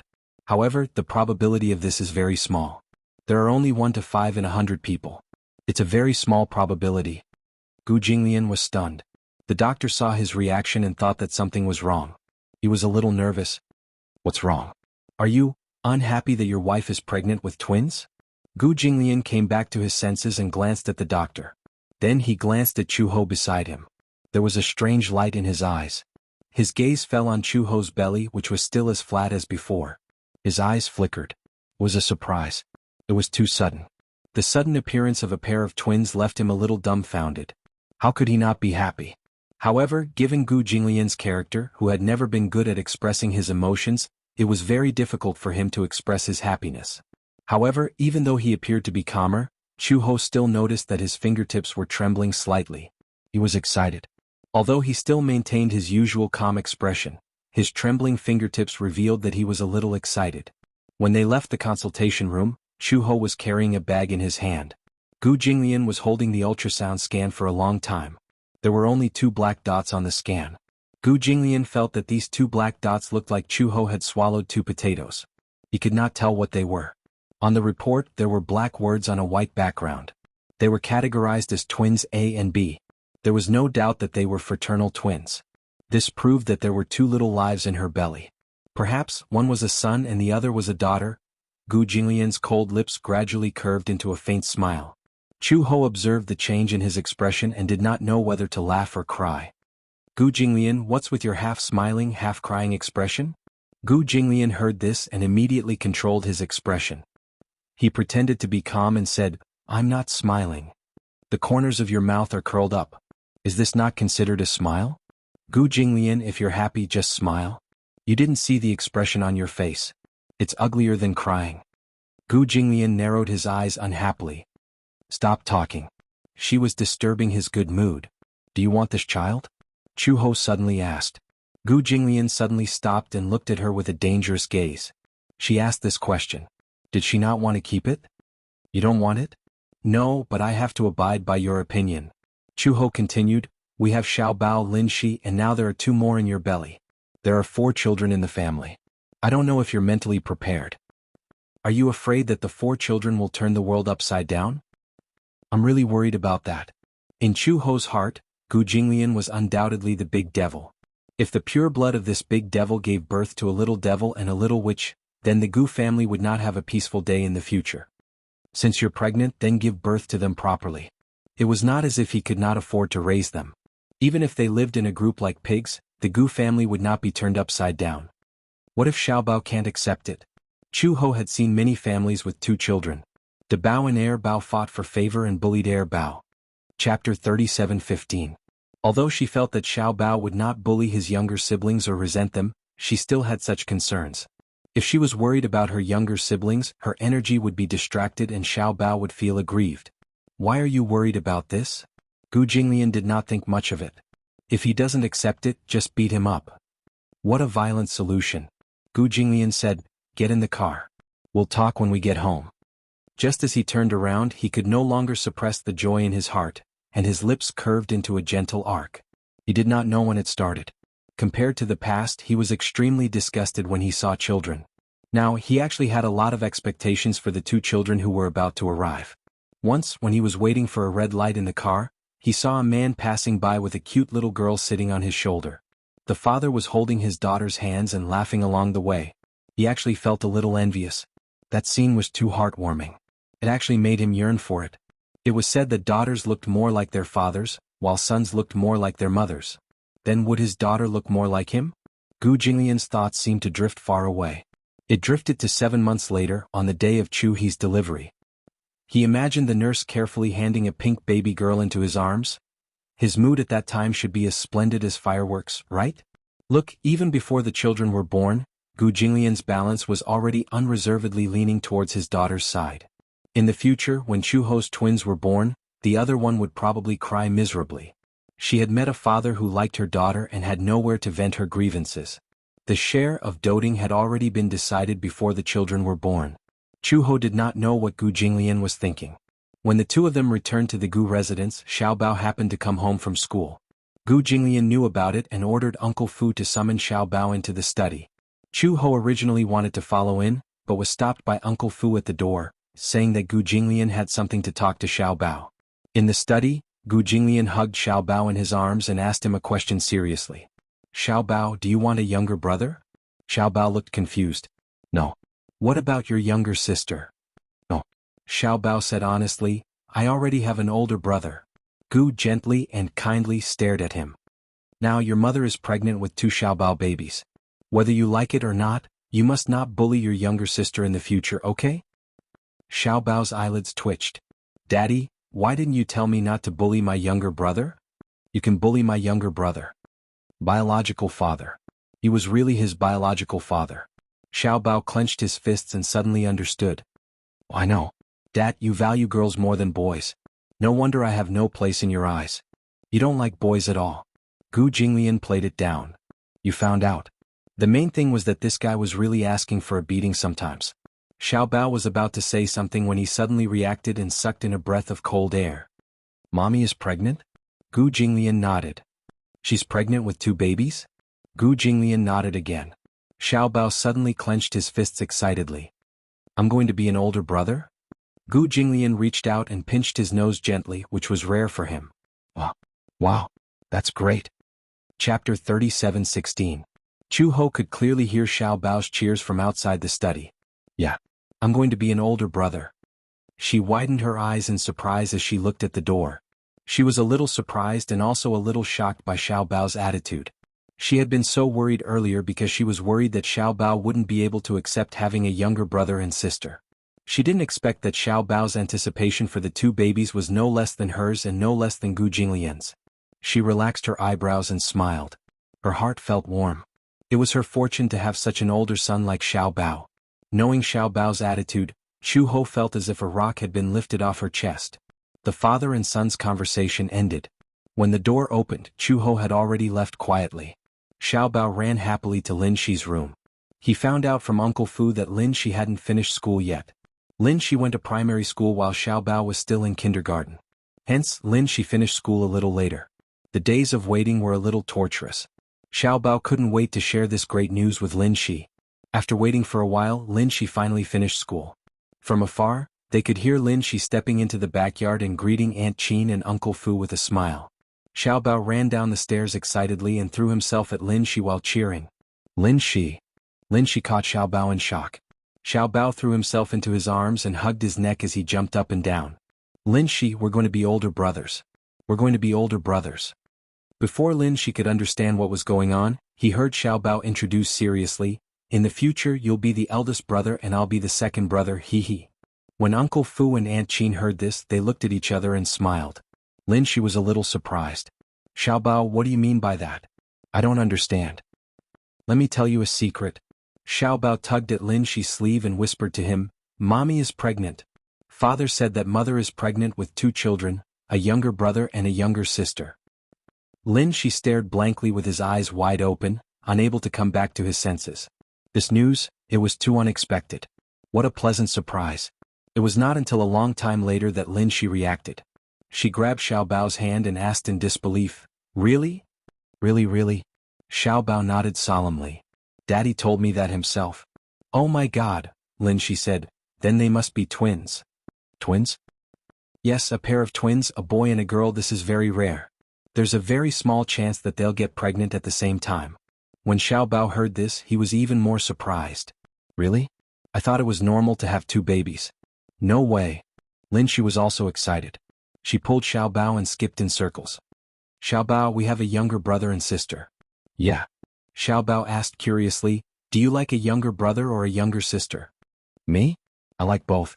If we're talking about who I like more, I'd like a younger sister more. He did not have a younger sister. Growing up in North Africa, those who were younger than him were all younger than him. I like a younger brother. Why? Xiao Bao said matter-of-factly, because Dad seems to like a younger sister more. No one likes a younger brother, so I'll like him. Also, if there's a younger brother, I can teach him how to play football. When Lin Shi heard this, they looked at each other and smiled. Chapter 37:17. The wedding was imminent. However, Fu Bo had already arranged everything, no matter how big or small. In addition, Chu Ho was pregnant. For the Gu family, it could be said that it was a double blessing. It had been a long time since the Gu family had such a grand occasion. Everyone in the Gu family was in a state of excitement. However, since Chu Ho was pregnant, she could not drink at the wedding. Therefore, Gu Jinglian had already informed them in advance. It was more of a threat than a greeting. Whoever dared to force Chu Ho to drink would have their hands chopped off. When Uncle Fu heard this, he did not know whether to laugh or cry. Old Master's ability to protect his wife was improving day by day. However, this was also a good thing. At least, with Old Master's arrogant personality, he knew how to dote on his wife. It was really not easy. 2 days before the wedding, Uncle Fu took Chu Ho back to Uncle Fu's house. Aunt Fu had already decorated the boudoir a few days in advance. Chu Ho moved into the boudoir. Looking at Aunt Fu's thoughtful decorations, she sighed in her heart. She was so thoughtful. She was really thoughtful. Uncle Fu really treated her like his own daughter. Everything was ready. However, there was some disagreement about the bridesmaids. Chu Ho did not have many good friends, so there was a problem with the choice of bridesmaids. It was not good to have no bridesmaids. On the wedding day there were many things to do. If there were no bridesmaids, there would be fewer people to help. Fortunately, Uncle Fu had a niece and a nephew, so he used them to make up the numbers temporarily. However, looking at the 2 bridesmaids, it seemed that there were not enough bridesmaids. During the wedding, Gu Jinglian's brothers were quite eye-catching. If they could not hold the door, it would be too boring. They did not know where Uncle Fu had gathered a group of sisters. It was said that many of them were from the side branches of the Gu family. Gu Jinglian did not have many cousins, but it was not a small number either. It was still possible to gather 7 or 8 of them. The group of sisters had come over the night before, but they were a little uneasy in front of Chu Ho. This awkwardness was built on the fact that Chu He was Gu Jinglian's wife. They were very afraid of Gu Jinglian. In the Gu family, Gu Jinglian was the most authoritative person. He could do whatever he wanted. Just by standing in front of him, there was an indescribable pressure. However, Chu Ho was very easy to get along with. After a while, they became familiar with each other. They saw that Chu Ho didn't put on any airs and didn't feel any pressure. At night, one of Gu Jinglian's cousins even worked hard to do a full set of skincare for Chu Ho, saying that his makeup would be better the next day. Fortunately, Uncle Fu's house was big enough. There were 3 or 4 rooms in total. There was also a very long sofa in the living room. As a woman from the Gu family, she did not care about trifles. She could make do with a night on the sofa. There were a total of 7 or 8 people. The 3 of them squeezed into one room and slept just like that. However, Chu Ho lay on the bed and couldn't fall asleep. She fell asleep at 10 o'clock in the morning. When she woke up at 1 o'clock in the morning, she couldn't fall asleep. She didn't want to sleep anymore. She decided not to sleep. She turned on the TV and turned it off, intending to watch TV until dawn. The two bridesmaids who slept with her saw that she had woken up and were too nervous to fall asleep. The three of them got up and chatted while putting on facial masks and watching TV. At 3 o'clock in the morning, the makeup artist and the styling team arrived. Chuho's makeup was a little complicated. With her hair tied up, it took 3 hours of work. Chapter 37:18. Everyone in the room woke up and started to get busy. Say, today is our cousin's big day. If we don't take advantage of this opportunity to play some pranks, we might not have the chance in the future. It was not known who brought this up, but the group of people all agreed. What ideas should we come up with? Me. One of the women raised her hand. I've prepared a detailed strategy in advance. When the groom comes to pick the bride up, we'll play some games for him to play. If he can't win, he can't come in. Hence, the group of people started to get busy. First, he cut the red ribbon into sections and stuck both ends with glue, blocking the door. It was as if he simulated the infrared aurora scanning of the Matrix. Only by using these infrared rays, and not touching any of them, could they enter the house. There were also people who prepared toast and mustard.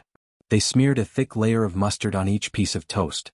If they lost the game, the bride and groomsmen would have to eat the toast covered in mustard without missing a single bit. That's too much. Chuho felt a little suffocated when he saw that they had smeared a thick layer of mustard. Besides the mustard toast, there were also fresh lemon slices and dried chili. Oh my God. Would this kill anyone? After preparing the game, someone suddenly suggested, how about we play a thrilling game? We'll give Uncle Jinglian a special surprise. The group of people gathered together and started to whisper. Then everyone suddenly looked at Chuho with evil smiles. When the latter saw their evil smiles, he couldn't help but feel his hair stand on end. On the other hand, Gu Jinglian woke up at 5:30 in the morning. He washed up, dressed up, tidied his hair a little and put on his suit. The process of preparation for a man was much simpler than that of a woman. It had to be said that with Gu Jinglian's height and temperament, he looked extremely handsome in a suit. His domineering aura made people not dare to look at him directly. At 7:28 in the morning, Gu Jinglian set off to pick up the bride. The mighty convoy set off for Uncle Fu's house. When they arrived downstairs at 8:08, Gu Jinglian and his brothers went upstairs. Hearing the sound of firecrackers downstairs, the sisters in the house became nervous. They're here. Close the door. The group of people hurriedly locked the door and blocked the entrance. Just as the door closed, the elevator opened. Gu Jinglian walked to the door and saw that the door was closed. The best man beside him held a bouquet of flowers and knocked on the door. We're here. Open the door. How can I open the door without a red packet? That's right. We have more than 10 sisters working so hard. We won't open the door for you if you don't give us a red packet. Gu Jinglian snorted disdainfully. To him, anything that could be solved with a red packet was nothing. The groomsmen had prepared a big bag of red packets. They casually took out a dozen of them and stuffed them into the gap under the door. Some of the red packets were especially bulging. There was a thick stack of cash inside and the gap in the door could not be squeezed in. Gu Jinglian said angrily, "Didn't I tell you to stuff less? Isn't this because it's easier to get things done with red packets? Change to a smaller number." Yes, Master Gu. The best man stuffed more than 20 red packets into the room and said pitifully, "Can you open the door now? Don't let our Master Gu wait too long. There are too few red packets. It's not enough." Chapter 37:19. The door opened a crack. When the groomsmen saw that, what were they waiting for? They immediately barged through the door.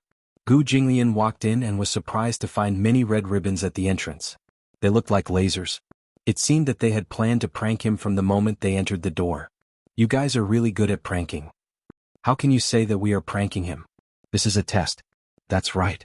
The bride is the most important today. How can we let you take her away so easily? The best part is yet to come. Groom, you have to go through with the groomsmen first. Be careful not to touch the red ribbons. Otherwise, if one of you touches it, everyone will be punished. Gu Jinglian looked back at the groomsmen and groomsmen. Fortunately, none of them were particularly fat, so he still had some confidence. For his skills, this trick was not enough. Gu Jinglian took the lead and went through the dangerous area. However, he was the second to be hit and broke 2 of the ribbons. Stupid teammate. The bridesmaids came over with a tray. There was a pile of toast stuffed with mustard. Gu Jinglian did not know what was on it and asked in confusion, "What's that green on it?" "Mustard." Mustard. Gu Jinglian's face darkened and darkened. The groomsman saw that his face had changed and immediately volunteered, "We will take all of it. Mr. Gu, you don't have to eat it." Seeing that the groomsman wanted to take all of it, the bridesmaids objected firmly, "No, the groom has to eat it too. This is the rule of the game. We can't go against it." Gu Jinglian was not a man who would drag his feet. He picked up a piece and took a bite. The power of toast with mustard was not to be underestimated. With just one bite, Gu Jinglian's originally fair and handsome face was like a volcano erupting. Blood rushed to his head and it was so red that it looked like it was dripping blood. Cough, cough, Gu Jinglian covered his mouth and choked. However, the bridesmaid said that if he did not eat the mustard toast, the bridesmaids would not let him in. There were a few more checkpoints inside. Gu Jinglian had no choice but to bite the bullet and eat all the toast. However, he felt uncomfortable after eating it. It was spicy. Choke. He felt like his lungs were burning. The groom has eaten. The groomsmen should hurry up too. Oh, the groomsmen took the toast pitifully. They took a deep breath and took a bite of the toast with their eyes closed. In an instant, everyone's faces turned red. They could not eat or vomit. What was even worse was that there was no purified water to serve them. Just by swallowing the toast dry, half of the people were gone. The bridesmaids and sisters laughed gloatingly.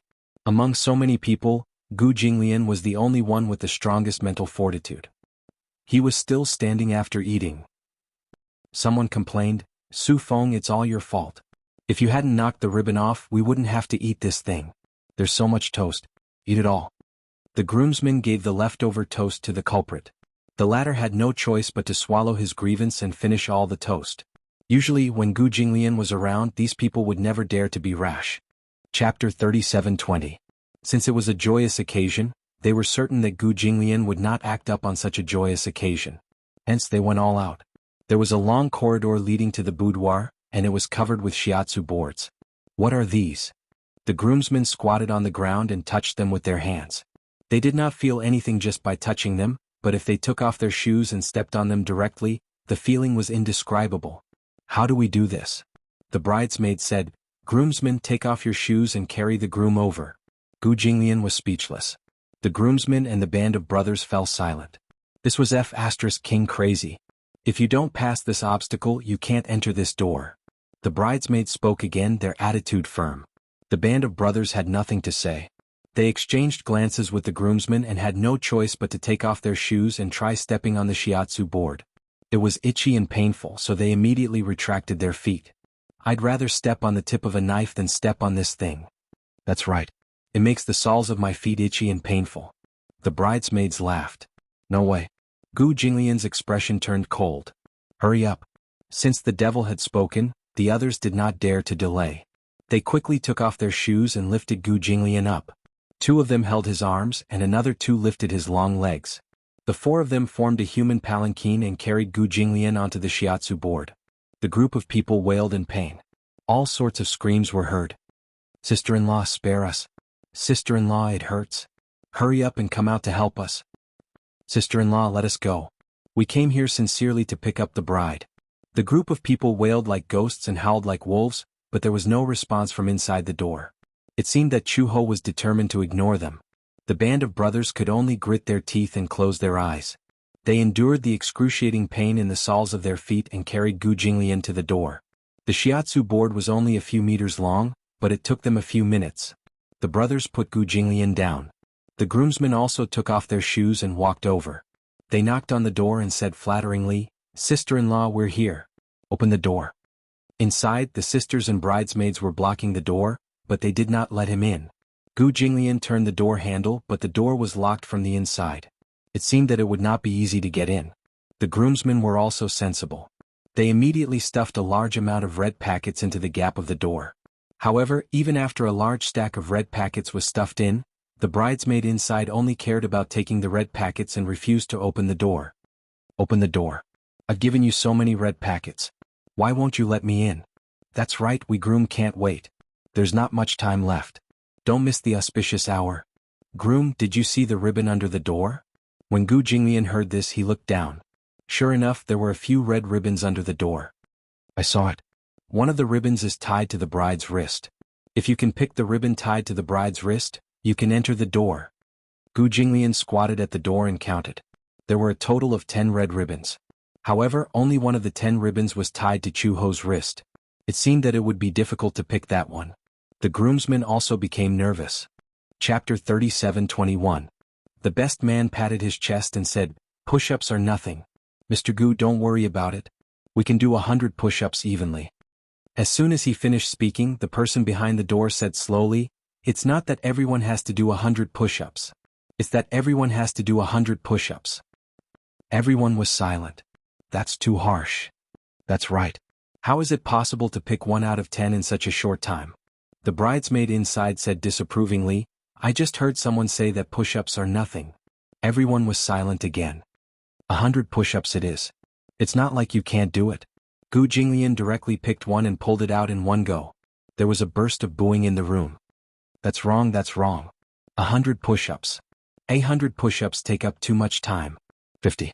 50 would be more efficient. Then give the remaining 50 to him in a red packet." Since the bridesmaid had spoken, the best man naturally quickly stuffed the red packet through the crack of the door. There were only red packets. Anything that could be solved with red packets was a small matter. After stuffing the red packets, the best man nimbly finished the 50 push-ups. These 50 push-ups were naturally a piece of cake for Gu Jinglian. In just a few minutes he finished all the push-ups. Continue. There were only 9 ribbons left. In the name of it, this game of picking up the bride was a test of telepathy. However, in reality it was purely based on luck. If it was purely based on luck, it would be hard to say. Probability was the most difficult thing to figure out. Gu Jinglian narrowed his eyes and looked at the ribbons one by one. He carefully compared them and suddenly realized that there was something fishy about one of the ribbons. There were obvious signs of a knot. Gu Jinglian immediately grabbed the ribbon and pulled it back. As expected, this ribbon was connected to the ribbon on the bride's wrist. It immediately tightened. Ah! When the best man saw this, he was surprised that Gu Jinglian could pick the ribbon so quickly. While looking at him covetously, they asked, "Is this the one?" "Yes."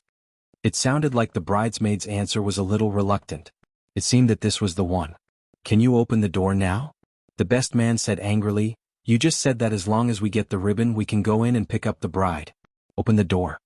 The bridesmaids at the door did not seem to dare to make things too difficult for Gu Jinglian. Although they were very reluctant, they had no choice but to open the door. As soon as the door opened a crack, the groomsmen rushed forward and pushed the door open with force. Gu Jinglian walked in casually. As soon as he appeared in the boudoir, he was dressed in a suit and had an extraordinary aura. In a traditional wedding ceremony, the groom would often go out looking good, but in the process of receiving the bride, he would be embarrassed by the bridesmaids. However, this was where Gu Jinglian's power lay. With him present, no one dared to make things difficult for him. In just half an hour, Gu Jinglian had easily entered her room. It had to be said that Gu Jinglian was somewhat frightening. No one dared to offend the demon king of the Gu clan. Even the members of the Gu family stepped back because of Gu Jinglian's aura. Chapter 37:22. Gu Jinglian walked in. Naturally, the bridesmaids had prepared a series of game shows. However, Gu Jinglian had already prepared for it. The groomsmen that he had formed were all talented gamers. They were all experts in nightclubs. Thus, each of them showed their prowess and resolved many difficult and dangerous games. The bridesmaids racked their brains and used all their tricks. However, when faced with Gu Jinglian's groomsmen, they were at their wits' end.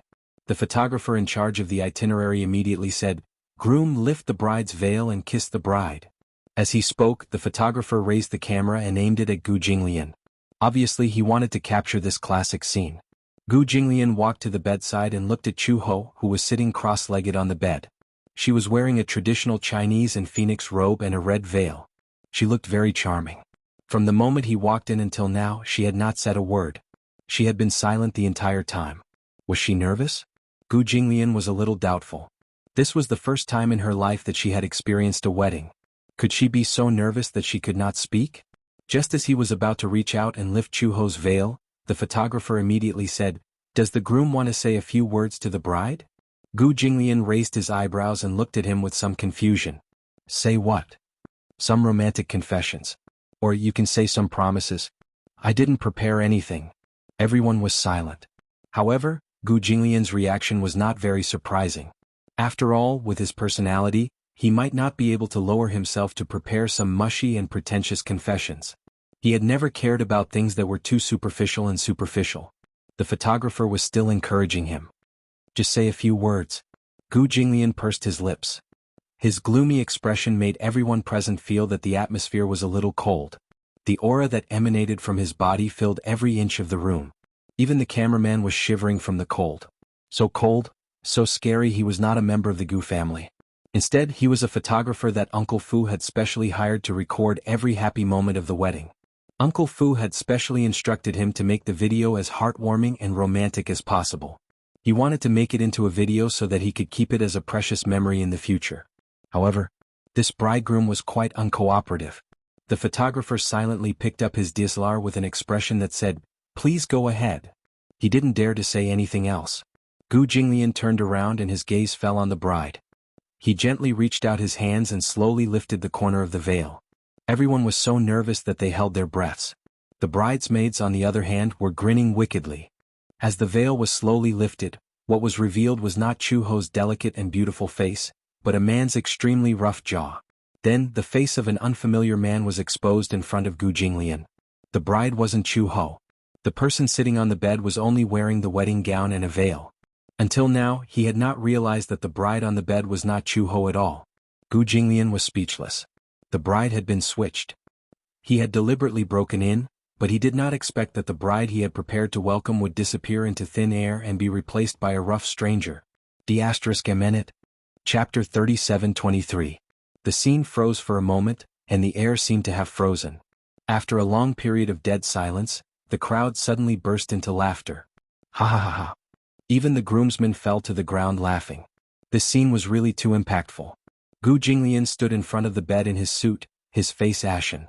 However, on the bed there was a man wearing a phoenix coronet and a red robe. It was really frightening. The fake bride actually acted coy and pretended to be a woman as she threw herself at Gu Jinglian and said coquettishly in a rough voice, "Groom, what's wrong with you? I've been waiting for you for a long time." The crowd roared with laughter again. However, Gu Jinglian smiled and stared at him coldly. In the next second, a voice as cold as ice escaped from his throat. "Where is she?" Whoosh. It was as if the Arctic wind had blown past. The people present could not laugh at all. It was as if they had been frozen into ice sculptures. It was so cold. Originally they had good intentions. They wanted to add some fun to the wedding and make it more festive. However, Gu Jinglian did not seem to like it very much. Very. Not happy. Such a joke. He looked coldly at the fake bride on the bed and said indifferently, "If you don't hand her over, I'll break your bones." Gulp. Gulp. Everyone subconsciously swallowed and trembled in fear. Save me. This must be the scariest groom in history. Seeing that no one spoke, Gu Jinglian turned around abruptly. His gaze fell on the bridesmaids and he questioned, "Where's the bride?" She's here, next door." Upon hearing this, Gu Jinglian left the group of people in the room and strode towards the room next door. The room next door was not locked from the inside. Gu Jinglian turned the doorknob and pushed the door open. The room next door was also decorated with a festive atmosphere. It was decorated in an antique style, with a large bed made of solid wood and a Chinese dressing mirror. A bride was sitting on a chair in front of the Chinese-style mirror. Her red veil covered her entire face, so her appearance could not be seen clearly. However, this time, Gu Jinglian was a little more careful. He observed carefully. Based on the outline of the bride's body, he was almost certain that the bride in front of him was the real Chu-Ho. When Chu-Ho heard someone approaching the room, he felt inexplicably nervous. For some reason, she could not see who the person in front of her was because of the red veil covering her face. However, she was certain that the person in front of her was Gu Jinglian. The familiar temperament, the cold aura, she was sure. He was here. Chu-Ho actually felt a little nervous. Her fingers were intertwined and her palms were covered in a thin layer of sweat. Gu Jinglian looked at her, but he was at a loss for words. He actually did not know what to say. The groomsmen and bridesmaids also rushed into the room. The room was not very big, so the others could only stand outside the door and watch. However, they saw Gu Jinglian standing in front of Chu-Ho, not saying a word for a long time. "Bride, the groom is here to pick you up," one of the groomsmen said enthusiastically, but this made Chu-Ho even more nervous. Gu Jinglian gently squatted down.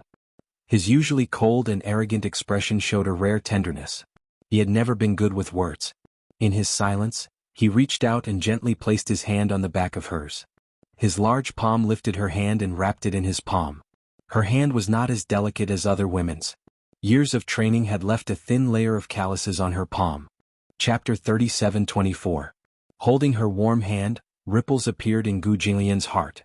An imperceptible tenderness spread out in circles without a trace. Gu Jinglian gently rubbed her hand and asked calmly, "Come with me, okay?" Chuho didn't speak. Her red lips opened, but they were so dry that she couldn't form a coherent sentence. The bridesmaid reminded him carefully, "Groom, the bride's shoes have been hidden. You have to find them before you can leave." When Gu Jinglian heard this, he suddenly stood up and began to search the room. Even with his searching skills, he couldn't find the red wedding shoes that the bridesmaids had tried so hard to hide. The groomsmen were also anxious. Where are the shoes? However, they knew how to deal with this situation. They immediately walked to the bridesmaids with more than 10 red packets and smiled ingratiatingly. "Good sister, where did you hide the bride's wedding shoes?" The bridesmaids exchanged playful glances with each other. "How can we give you a hint so casually? If you want to give us a hint, you should at least give us something." The groomsmen looked at each other. They knew that this amount of red packets wasn't enough to get them to reveal anything.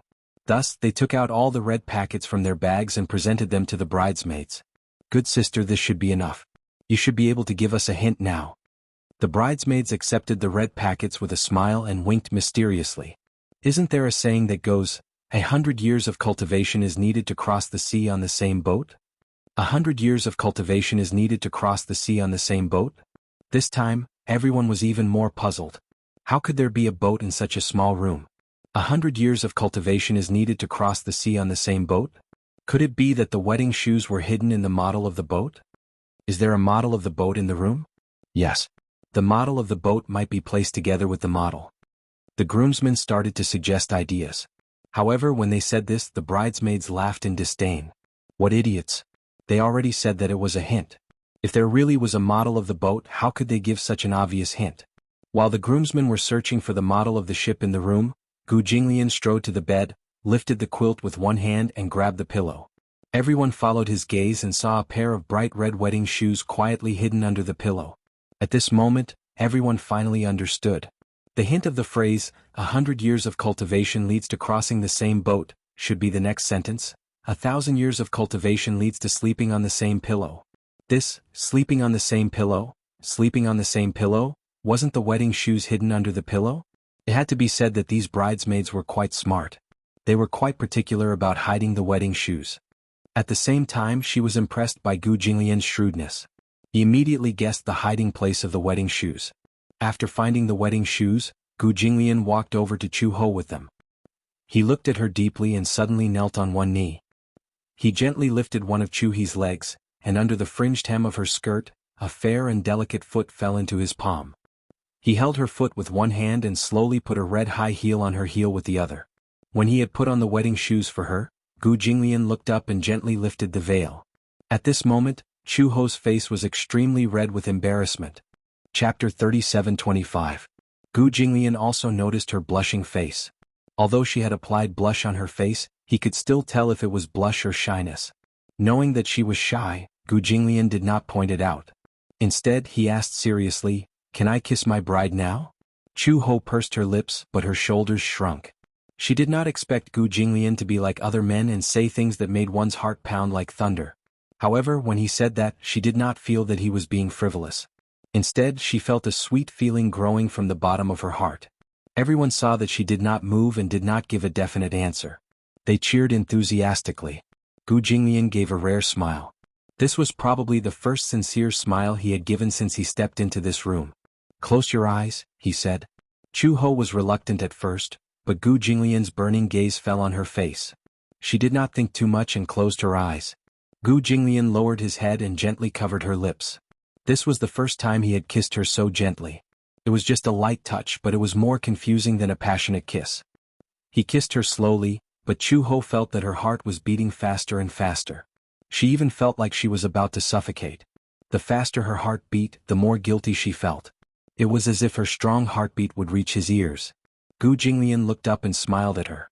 She thought that her heartbeat had been spied on by him, and she felt even more embarrassed. She had experienced life and death and had also passed through the gates of hell. However, no matter how thrilling the experience was, it had never made her change her expression. But now the color of her face changed again and again. In the end, it became the most beautiful color in Gu Jinglian's eyes. Gu Jinglian lifted her up. Chu Ho's blood immediately rushed to her head, and she did not know what was going on. She subconsciously lowered her head and buried her face in his chest. She only heard someone laughing and saying, "The bride is shy.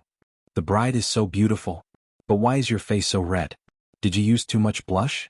When Chu Ho heard this, he lowered his head shyly. She did not even know how she got into the car.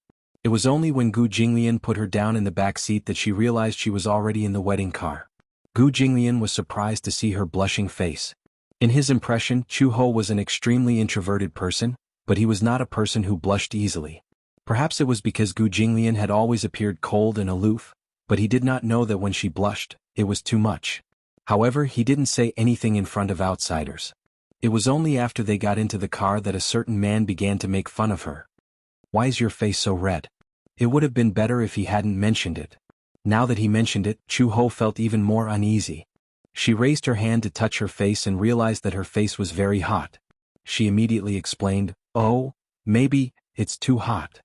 The sun isn't very bright today. Why are you feeling hot?" Gu Jinglian glanced at her. "Are your clothes very thick?" Yeah. She actually responded. How could Gu Jinglian not see that she was blushing because of shyness? She actually said that her blush was due to the heat in front of him. Therefore he wanted to expose her hypocrisy, so he actually unbuttoned her clothes. Chapter 37:26. Chu Ho was shocked by the man's sudden action. She retreated and grabbed his wrist. She said angrily, "What are you doing? I think you're hot." Chu Ho was speechless. "I was just joking. You don't look like someone who would make a cold joke." Chu Ho was speechless again. She turned her head away angrily and did not look at him anymore. Gu Jinglian found it interesting. She actually had the delicate side of a little woman, but she was actually quite cute. The car ride was not far, but the journey took a long time. Perhaps because of the wedding, the two of them were sitting in the car now, but their identities were completely different. She was his wife and he was her husband. Therefore, the change in their identities gave people a different feeling. She was a little uneasy, but Gu Jinglian was very calm and did not feel uneasy at all. It was said that during a wedding men would be nervous, touched, surprised and even cry. However, when it came to Gu Jinglian, he was calm and did not have any extra expression. He was too calm. Chu Ho was affected by him and gradually calmed down. The wedding was arranged in an orderly manner. Uncle Fu was very efficient. There was nothing to worry about. As he said, Chu Ho only needed to wear the wedding dress. Everything else had been arranged properly. Even the accident at the wedding had been predicted. The wedding car suddenly slowed down. The man sitting in the front passenger seat suddenly said in a low voice, "Master, Uncle Fu was right. The Meng family is chasing after us." The Meng family was also a big family in the capital. A few generations ago they were also a rich and powerful family. However, in recent years they had some conflicts with the Gu family in business. Most importantly, the Meng family's power was also a little dark. Therefore, when Gu Jinglian's wedding was held, the Meng family naturally wanted to take revenge on the Gu family and cause trouble. However, Uncle Fu was not as smart as he was. He had already predicted this and planned the route in advance. The roads in the capital were well connected. This was something that had already been planned in advance. Gu Jinglian said, "Follow the route and go around them." Understood. After the car passed the traffic light, it sped towards another road. There were many policemen on the road near the center, so it was naturally difficult to do anything. If it was a small road, it would be a different story. Gu Jinglian naturally did not want these things to happen. After all, it was their wedding day and no one wanted to be unlucky. However, Gu Jinglian was not so easy to deal with when the unlucky person came knocking on his door. However, one day Gu Jinglian instructed his subordinates in advance that it was okay to fight, but not to draw blood. At most, they would break a few bones, but there was no need to draw blood.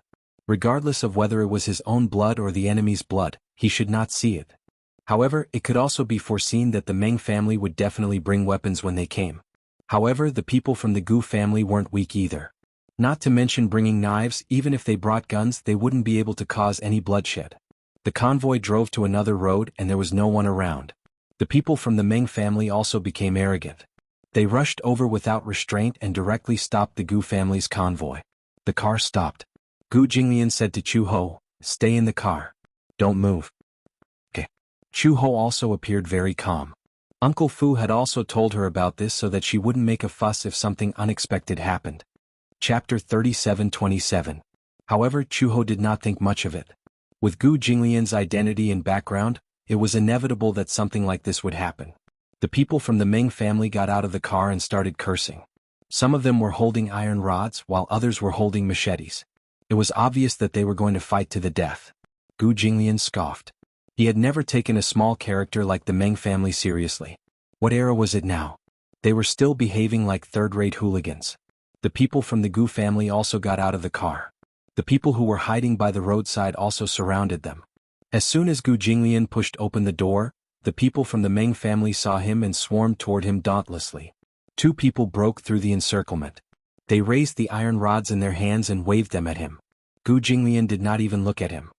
He did not even raise his hand, which was in his trousers. He raised his leg and kicked the man to the ground. He turned around and kicked the other man's calf. The other man knelt on the ground on the spot and could no longer stand up. It turned out that this kick had broken his knee. Gu Jinglian rarely had the chance to show his skills. However, this did not mean that he could not deal with it when he encountered an accident. In other words, the best fighter in the Gu family was standing in front of him. He still had to think carefully about how to deal with him.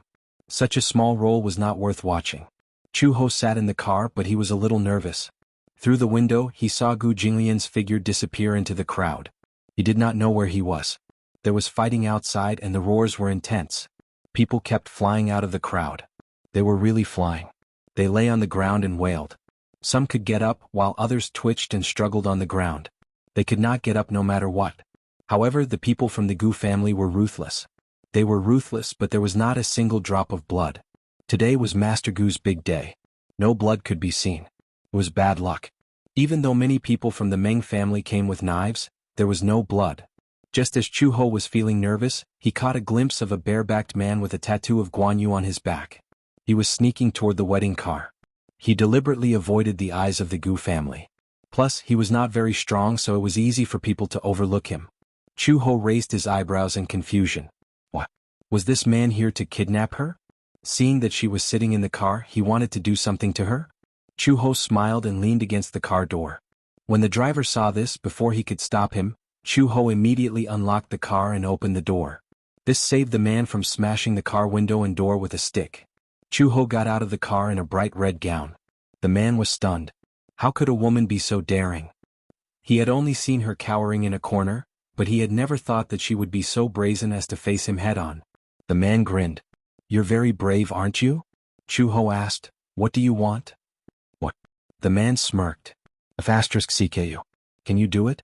"Sure." Chuho's expression was very cold. He added, "If you have the ability." When the man heard this, he found it even more interesting. He laughed and rushed toward her. He waved the metal rod in his hand toward her forehead. Chuho dodged nimbly. She turned sideways and raised her hand. She grabbed the man's wrist tightly and twisted it. The man screamed and the metal rod in his hand fell to the ground with a clang. Chapter 37:28. As Chuho said this, she sneered and grabbed the man's neck. She pressed him against the wall, clenched her fist and punched his lower abdomen. The man originally thought that she was at most a showy fighter, but who would have thought that this woman was not just a showy fighter but a real fighter? If this punch landed on his nose bridge would break into 3 pieces. Ah! The man grimaced in pain and stared at her in shock. Chuho also knew that she could not afford to see blood today. Otherwise, she would have punched him in the face. "Get lost if you don't want to die." Chuhi threw him to the side. The man fell to the ground but immediately got up. "But if you're so capable, why don't you kill me today?" The man looked like a ruffian from the lowest rung of the Hei society.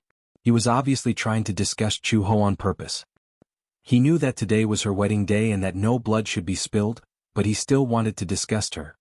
"If you're so capable, why don't you kill me? Today is your wedding day. If you spill some blood, I won't die in vain."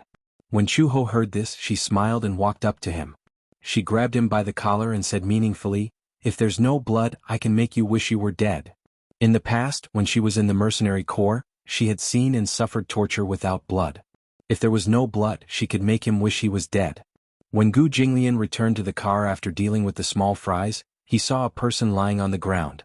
However, although he could tell that it was a person, he did not look human anymore. His limbs were bent at an extremely twisted angle and there were many fractures, especially below the knee, which was bent at a 90-degree angle. It was horrifying.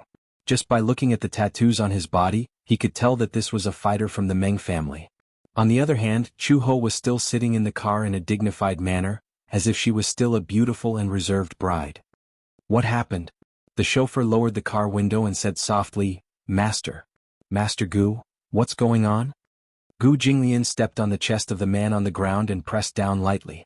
The man suddenly opened his eyes and gasped in pain, but he could not scream. He was still alive. His frown deepened as he guessed who was behind this. His attack was ruthless, but he had a good grasp of the situation. One could imagine how painful it must have been for this person to have all 4 of his limbs broken. However, not a drop of blood could be seen and he was still alive. It must be Chu-ho's doing. However, who asked this man to come to him so eagerly? He thought that the bride was easy to bully and could be bullied by anyone. He thought that if Gu Jinglian was not around, he could take advantage of the situation. He was thinking too much. Although Chu-ho's skills were below his, he was not weak.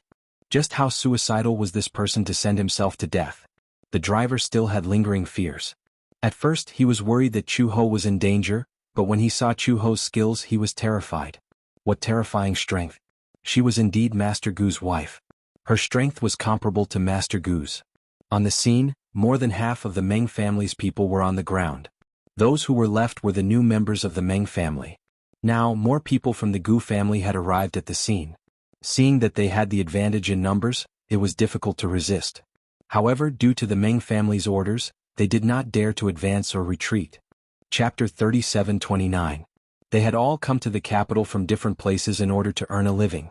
The Meng family had taken them in and taken the money, so they had to work for them.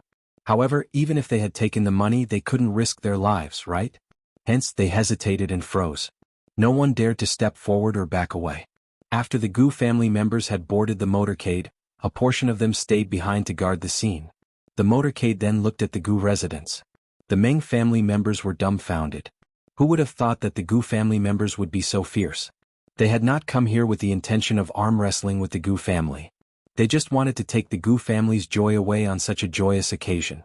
The Meng family originally wanted to catch the Gu family off guard. However, they did not expect Uncle Fu to be so experienced and foresee things. He had already taken this matter into account. So much so that he had calculated how they would travel and how much time they would waste. Even the timing of the motorcade's arrival at the Gu residence was extremely accurate. At the entrance of the Gu residence, the motorcade stopped in an orderly manner and formed a long line. At the entrance, the Gu family members stood in 2 rows and were fully armed. Most of the guests that Gu Jinglian had invited this time were of high status. Hence, to prevent unnecessary accidents, the security was very adequate. Uncle Fu and Aunt Qin stood at the entrance and greeted the guests. The guests gathered at the entrance. The best man opened the door for Gu Jinglian and got out of the car. The man went around to the other side of the car and opened the door. He stretched out his strong arms and carried Chu-ho out of the car. Fireworks shot up into the sky. The colorful fireworks fell on them. Chu-ho was shocked by the sudden sound of the fireworks. She could not help but shrink into his arms. This inadvertent dependence was obvious. Gu Jinglian laughed and said playfully, "When I saw you fighting earlier, you weren't so timid. You're still talking about it?" Chu-ho said angrily, "Why did this happen today? It's fine if there's no blood, but when there's blood, I feel unlucky." When Gu Jinglian heard this, his eyes turned cold. "After the wedding, I will settle the score with the Meng family." After a pause, Gu Jinglian smiled and changed the topic. "However, since today is our wedding, you don't have to think too much. Leave everything to me." "Hand it to you? Fortunately, I didn't give it to you. However, fortunately, I have some skills. It won't be a problem to have a few more of those shrimp soldiers and crab generals." As Chu-ho spoke, he raised his head, his eyes filled with pride. In that case, Gu Jinglian should quickly go along with her thoughts and praise her.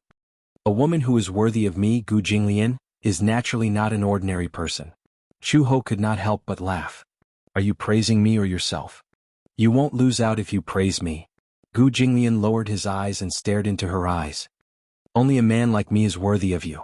Chu-ho was amused by him, but she pursed her lips and held back her laughter. "Speaking of which, aren't you tired of carrying me like this?" From the entrance to the wedding room, they had to walk through several winding corridors like this. They had to pass through 3 courtyards, all of which were landscaped courtyards. She was very thin, but with her height, she definitely wasn't light. An ordinary man would be panting from exhaustion after carrying her for a while. Chapter 37:30. For Gu Jinglian, Chu Ho was considered relatively light. His arm strength was definitely not trained for nothing. When he was young, his hands and feet were tied to 10 kilograms of iron. He persevered and ran with weights to train his physical strength. Is it heavy? Gu Jinglian did not answer but asked instead, do you think it's heavy? Chu Ho blushed and said, I don't think it's heavy. I don't usually eat much, so I'm not considered fat. It's heavy. Gu Jinglian said, I'm carrying the whole world. Do you think it's heavy? Chu Ho widened her eyes in surprise. It was normal for couples to speak sweet nothings. However, when such affectionate words came out of the mouth of a man like Gu Jinglian, it was a little unusual. In her eyes, Gu Jinglian was a more old-fashioned man. He was obviously still very young, but he gave people a feeling that he had been through a lot. When he always spoke in a commanding tone. He was very strict and serious. He had always been a man who did not smile. He was a man who would not even laugh when he was joking. When he joked, he was a man who did not even know how to joke. Now he had blurted out such sweet words of love. Chu Ho really could not imagine that these words came out of Gu Jinglian's mouth. What's wrong? Gu Jinglian saw that she was stunned and did not think much of it. What's with your expression? I can't tell. Chu Ho sighed and said, you're quite good at saying sweet nothings. If you want to hear it, I'll say it to you in the future. As Gu Jinglian said this, he added, the premise is that I'm in a good mood. Wasn't that the same as not saying anything? Chu Ho asked in return, when have you ever been in a good mood? She saw that he always had a serious face as if the whole world owed him money. She always felt that he had never been in a good mood. Of course.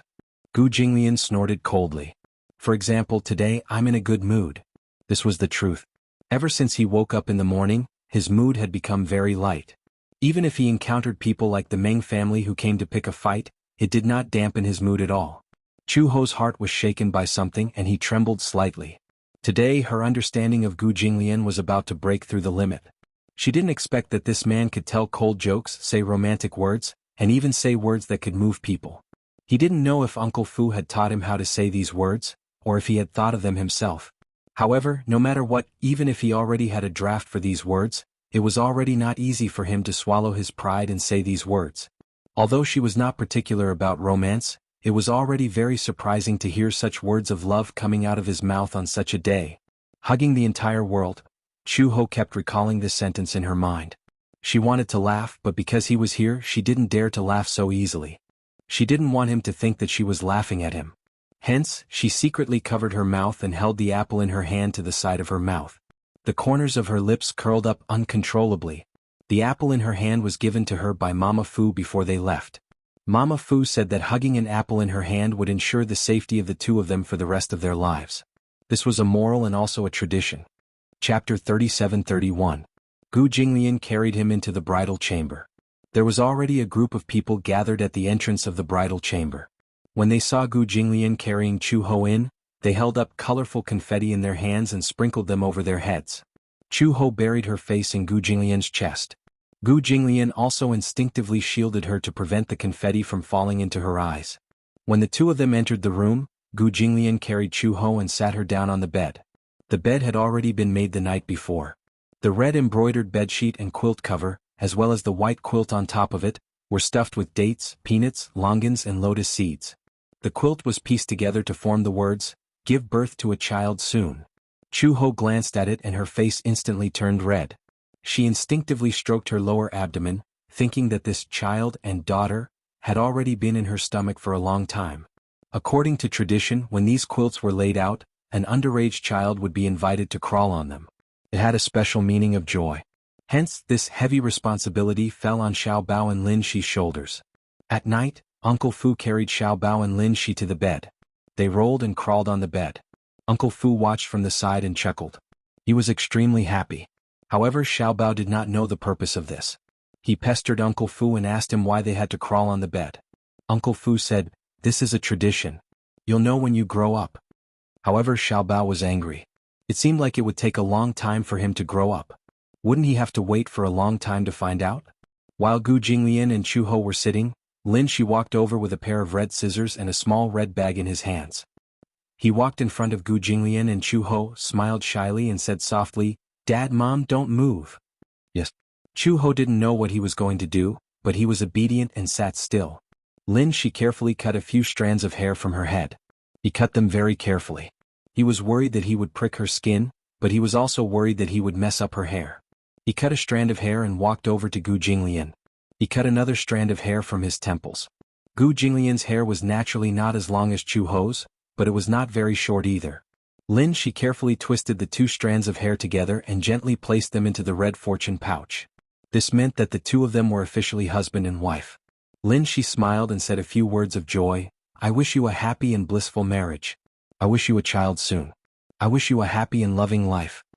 Chu Ho smiled, took his hand and asked curiously, who taught you that? Uncle Fu taught me that. Initially, Uncle Fu wanted to let Xiao Bao do it, but he was worried that Xiao Bao didn't know how to use scissors and couldn't cut it well. Moreover, he couldn't recite these lines well even after repeating them a few times. So, Uncle Fu let me do it. Pfft. Chu Ho laughed out loud. Everyone behind him also laughed kindly. Lin Shi felt very happy. In his eyes, these things were extremely sacred. However, Xiao Bao felt wronged. He couldn't recite these lines. On one hand, he wasn't good at reciting and couldn't even pronounce the words correctly. He didn't know what have a child soon meant. He also didn't know what a happy and blissful marriage meant. On the other hand, he was extremely nervous. Hence Lin Shi snatched this spot. Chapter 37-32. Uncle Fu brought over 2 bowls of soup. There were glutinous rice balls, yuanxiao dates and lotus hearts. The soup was sweet and meant sweetness and harmony. However, they had to feed each other a mouthful of the soup first. Gu Jinglian was naturally the first to be fed. It was his first time eating sweet soup and he didn't really like sweet things. Hence, as he fiddled with the food in the bowl, he asked, what do you want to eat? I'll eat glutinous rice balls. Okay. It was rare for Gu Jinglian to be so docile. The reason why he was described as docile was because Gu Jinglian had always been arrogant and unruly. He rarely took the initiative to feed others and would even ask for their opinion on what they wanted to eat. How rare. Chu Ho was naturally happy to see this and enjoyed being fed. After feeding him 2 mouthfuls, Gu Jinglian said unhappily, this bowl is almost finished. When are you going to feed me? Chu Ho was stunned. He hadn't swallowed the glutinous rice ball in his mouth and asked incoherently, huh? Do I have to feed you too? Otherwise. Gu Jinglian raised his eyebrows. Do you want to eat both bowls? I don't have that intention. Then why aren't you feeding me? That domineering Gu Jinglian seemed to have returned. Chu Ho didn't know whether to laugh or cry, but he immediately swallowed the glutinous rice ball in his mouth and scooped another glutinous rice ball to bring to his mouth. Gu Jinglian glanced at it, but his gaze was cold as if he didn't care about it. He didn't like glutinous rice balls? Chu Ho raised his eyebrows strangely and fed him another glutinous rice ball.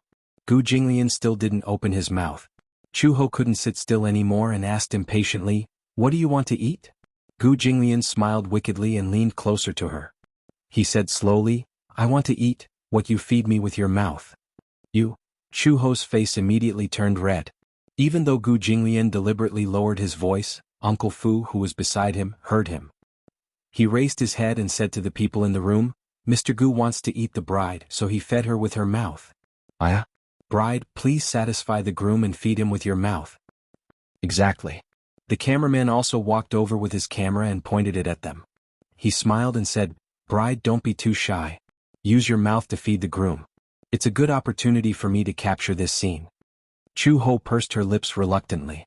Gu Jinglian was obviously trying to prank her. Gu Jinglian, on the other hand, looked at her calmly and did not rush her. It was only when she slowly held the spoon that he said, I want to eat glutinous rice balls. Tang Yuan was so soft and sticky. It was really not easy to bite it off. This man must be doing it on purpose. However, Chu Ho couldn't flare up in front of so many people. She could only take a bite of the glutinous rice ball. Gu Jinglian's face came closer. His thin lips opened slightly and he bit the glutinous rice ball in her mouth. The soft glutinous rice ball was squashed. It was sticky, soft, and sticky with the sticky sweet soup and the rich sesame core. Chu Ho bit the glutinous rice ball and didn't move. Gu Jinglian, on the other hand, was more active. He bit the glutinous rice ball and gently sucked the soup that was about to escape from the corner of his mouth. The tip of his tongue gently stroked and finally bit the soft glutinous rice ball into 2 pieces. The sticky glutinous rice ball skin pulled white threads between their lips and teeth. Chapter 37-33. Gu Jinglian bit into the glutinous rice ball and smiled mischievously. He then hugged the back of Chu Ho's neck and kissed her, slowly wiping away the leftover soup on her lips. Of course, other than Uncle Fu, the guests and others who were crowded in the room to watch were tortured by this bowl of public display of affection. After finishing the 2 bowls of sweet soup, Uncle Fu urged Chu Ho to touch up her makeup while Gu Jinglian went to the door to welcome the guests. Gu Jinglian actually did not want to welcome the guests as he felt quite uncomfortable standing at the door. However, Uncle Fu insisted that this was a tradition, so how could they not follow it? Hence, Gu Jinglian and a few groomsmen stood at the entrance of the Gu residence and braced themselves to welcome the guests. Not long after, Chu Ho came over and happened to meet Meng Qingxue and Mu Yanqing. Meng Qingxue saw Chu Ho standing at the door in a fiery red dragon and phoenix gown, looking especially dazzling. She exclaimed as she walked over and held Chu Ho's hand. She exclaimed, "Chu Ho, you're so beautiful today. You're probably the most beautiful bride I've ever seen." Chu Ho smiled. "Thank you." She saw that Meng Qingxue had only brought Mu Yanqing with her. Mu Yanqing was wearing a suit and it was obvious that he had dressed up meticulously. His hair was also combed very handsomely. Mu Yanqing smiled at her and said, "Congratulations." Mu Yanqing did not dare to look Gu Jinglian in the eye. However, Gu Jinglian said in a rare amiable manner, "Welcome." Chu Ho asked, "Why don't I see the little guy?" "The little guy caught a cold a while ago. Otherwise I would definitely bring him over." Meng Qingxue continued, "Chu Ho, congratulations. I wish you a blissful marriage and a child soon." "Okay, thank you." After saying that, Meng Qingxue held Mu Yanqing's arm and stepped through the door. Uncle Fu led the way. Mu Yanqing also passed the monetary gift he had prepared in advance to Uncle Fu. Uncle Fu happily accepted it. It was packed in a large red envelope. Uncle Fu was very experienced. With just a touch, he knew that there was 100,000 yuan inside. Mu Yanqing was even more generous with 100,000 yuan. Actually, Meng Qingxue and Chu Ho did not interact much. They kept in touch through phone calls and text messages, but Chu Ho had taken care of Meng Qingxue in the past, so Mu Yanqing was naturally grateful to him. Hence, this monetary gift had to be presentable, and it was also for her sake. Gu Jinglian and Chu Ho stood at the entrance to welcome the guests. They stood there for an hour. Not long after, 2 Bentleys stopped at the entrance. Gu Jinglian glanced at them and saw that it was Mu Yaja and Yun Shishir who got out of the car. Yun Shishir carried Yue Yao from the back seat. The driver of the car behind opened the door for Yu, Xiao Yichen and Lisa to alight. It was a family of six people in a grandiose manner. Gu Jinglian's expression changed when he saw this. Mu Yaja was the most ostentatious and had attracted the most people. Gu Jinglian's gaze fell on Lisa. Seeing that she was also here, he guessed that Lisa must have settled down at the Mu residence. However, compared to Meng Qingxue and Mu Yanqing's amiability, when Mu Yaja led the family of 6 to him, Gu Jinglian saw Yu Yu's arrogant expression. Clearly he was disdainful of him. Gu Jinglian's eyes turned slightly cold. This fellow, he had not even settled the score with him for the North Africa incident, yet he was already showing such an infuriating expression. Chapter 37-34. Yu Yu had an arrogant look on his face as if attending Gu Jinglian's wedding was beneath him. Everyone was silent. Gu Jinglian almost blurted out, "Get lost." Fortunately, Uncle Fu was good at reading people's expressions. He quickly stopped him and muttered softly, "Old master, it's a big day. Don't get angry." Mu Yaja tried not to laugh. His son was too arrogant. Even if it was Gu Jinglian, he didn't intend to show him much respect. He was too fierce. Yun Shishir didn't know whether to laugh or cry. Chu Ho couldn't help but burst out laughing. Xiao Yichen, on the other hand, tugged at Yu Yu's sleeve nervously. "Hey Yu Yu, at least say, congratulations." After all, Gu Jinglian was his and Lisa's savior. Hence, Xiao Yichen had a good impression of Gu Jinglian. However, Yu Yu didn't like Gu Jinglian and looked at him with contempt. Gu Jinglian didn't get along with him either.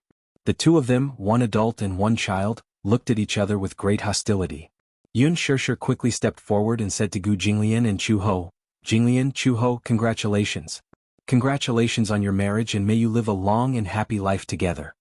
Gu Jinglian snorted, but his expression didn't look too bad. Obviously, Yun Shishir's timely consolation had more or less calmed his anger. Chu Ho couldn't help but say, "This little guy is too cute." He was practically made from the same mold as Gu Jinglian. Why were their temperaments so similar? They were arrogant, aloof and looked down on everyone. One was a big devil and the other was a little devil. No wonder they didn't get along. Yun Shishir was also somewhat helpless. How would she know that there was a conflict between Yu Yu and Gu Jinglian? When they were in North Africa, the two of them had a huge conflict. Yu Yu caused Gu Jinglian to lose a piece of land, and Yu Yu obviously did not take the arrogant Gu Jinglian seriously. It was only natural that the two of them would not get along. Mu Yaja stepped forward and said to Gu Jinglian, "Congratulations on your marriage. This is just a small gift from me. I hope you'll accept it." He handed over a red packet. The red packet was long and big, but it was very flat. Gu Jinglian immediately knew that this red packet must be very valuable. Mu Yaja couldn't have stuffed a $100 bill into the bag. It must have been a large check. "Uncle Fu." Gu Jinglian greeted him. Uncle Fu immediately walked over and took the red packet from Mu Yaja. He smiled and bowed. "President Mu, Mrs. Mu, this way please." "Okay." Mu Yaja nodded. He held onto Yun Shishir's arm and the six of them stepped into the Mu residence under Uncle Fu's lead. Chu Ho saw that they had entered the residence and there was no one at the door. She bent down and gently massaged the sore muscles in her calves. She was wearing high heels, but she didn't usually wear high heels. In addition, she was standing at the door motionlessly in high heels. Her calf muscles were tense, and it was inevitable that she would feel a little sore. When Auntie Chin saw this, she immediately said, "High heels must be uncomfortable, right?" Chu Ho nodded. "Yeah, it's against my feet. My toes hurt too." "Okay, wait for me for a while. I'll get you a pair of flats." Auntie Fu asked, "Do you have flats with red flats?" "Yes, but they're cloth shoes. They're also red, so it's okay to wear them. Chu Ho is pregnant. She can't wear high heels all the time. It's not good for her health." "Yeah, you're right. Hurry up and change them."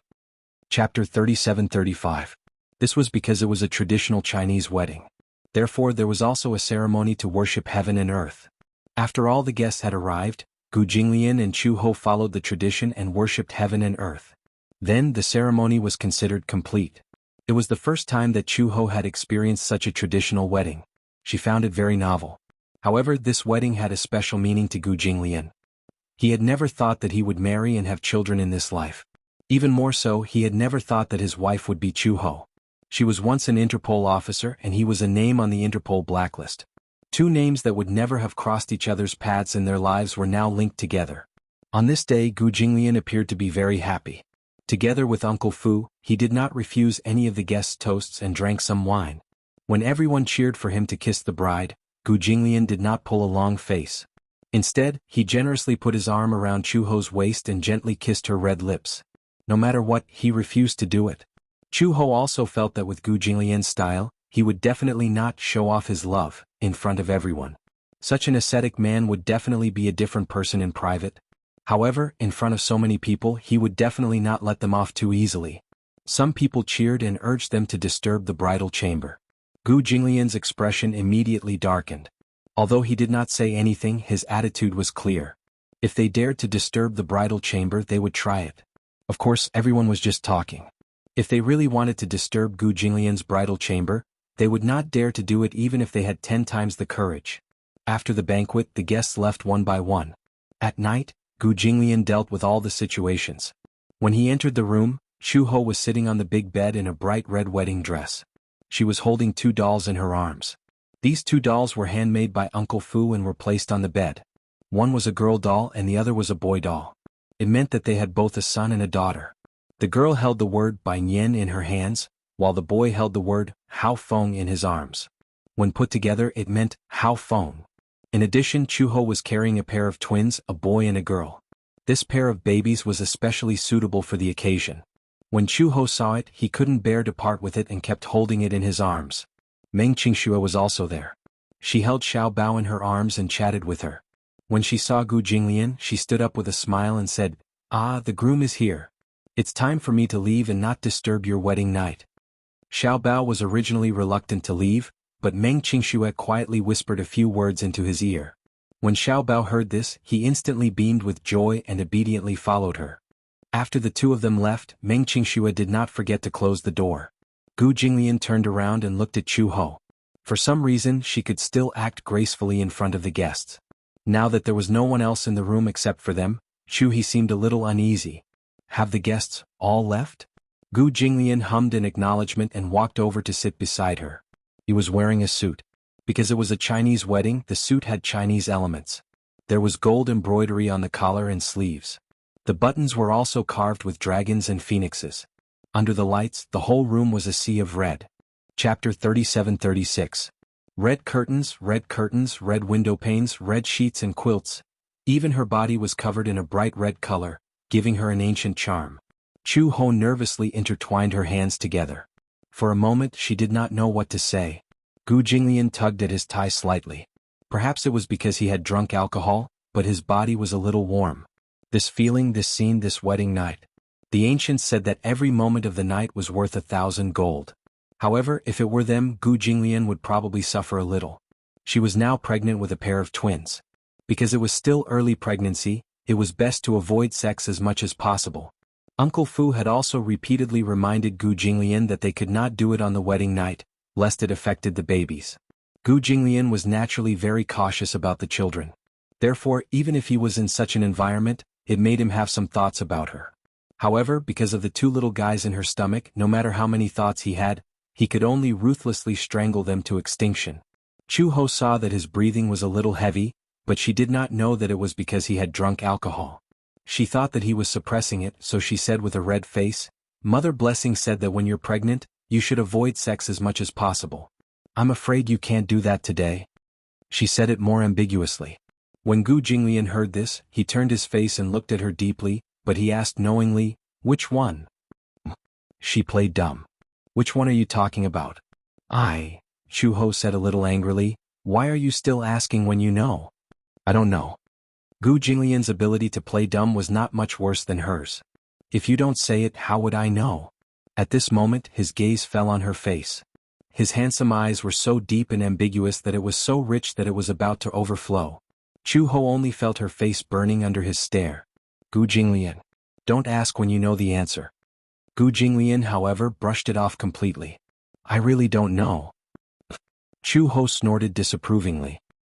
He turned his face away awkwardly and said, "It means that we can't have sex." Gu Jinglian said, "Oh," but the last syllable was dragged out. He suddenly moved closer and pinched her chin, forcing her to face him. "From your tone it sounds like you're very regretful?" Chu-Ho's face instantly turned red. "What do you mean I'm sorry?" Gu Jinglian smiled. When he smiled, the corners of his lips curved into a faint arc. It was extremely charming. He was obviously making fun of her. Literally. "I know you understand." Chu-Ho smiled and said, "I wonder who's the regretful one? On the wedding night, you can only hug each other and can't consummate your marriage. You should be the one suffering more." "Who said that I can only hug each other?" Gu Jinglian suddenly leaned over and pressed his body weight onto hers. However, Gu Jinglian was especially careful. Although he was leaning on her, he did not press all of his weight on her. She couldn't bear the sudden weight and was pinned down by him. Looking up, Chu-Ho met Gu Jinglian's deep eyes. It was as if there was magic in his eyes. It was like an endless abyss that wanted to hook her soul into it. Chu-Ho was pinned down and couldn't move. She twisted around uncomfortably. Chapter 37-37. "You," Gu Jinglian immediately said, "Don't talk." Chu-Ho was a little puzzled. She did not understand what he was trying to do. Although she was pinned under his body, Gu Jinglian's arms held on tightly. Although he was suppressing her, he did not put all his weight on her body. Gu Jinglian looked at her like this. His rare gentle gaze swept across her face inch by inch. In his mind it was like a revolving lantern. Memories appeared one after another. From the first time they met, she stood in front of him, arrogant and respectful. She was as cold as a machine, as if there was no emotion or warmth. At that time, Gu Jinglian could tell that this woman was not an ordinary person. Later he slowly realized that she was an undercover agent sent by Interpol. She lurked around him in order to collect evidence and take action. However, he was not in a hurry to expose her. He had given her a chance. If she had given up her identity as an undercover agent, he would definitely not have killed her. Logically speaking, such a woman betrayed and deceived him. Given his personality, he would definitely kill her. However, he did not know why he felt compassion. However, Chu-Ho did not give up her duty as an Interpol agent. Hence he made a move. At that time he was cold and decisive. He did not leave any way out. However, he did not expect that she did not die and was even pregnant. It was his child.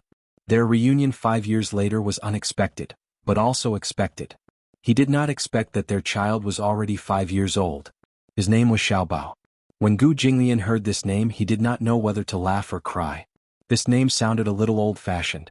However, he had already gotten used to calling her by that name. Later, Chu-ho came to North Africa to look for him.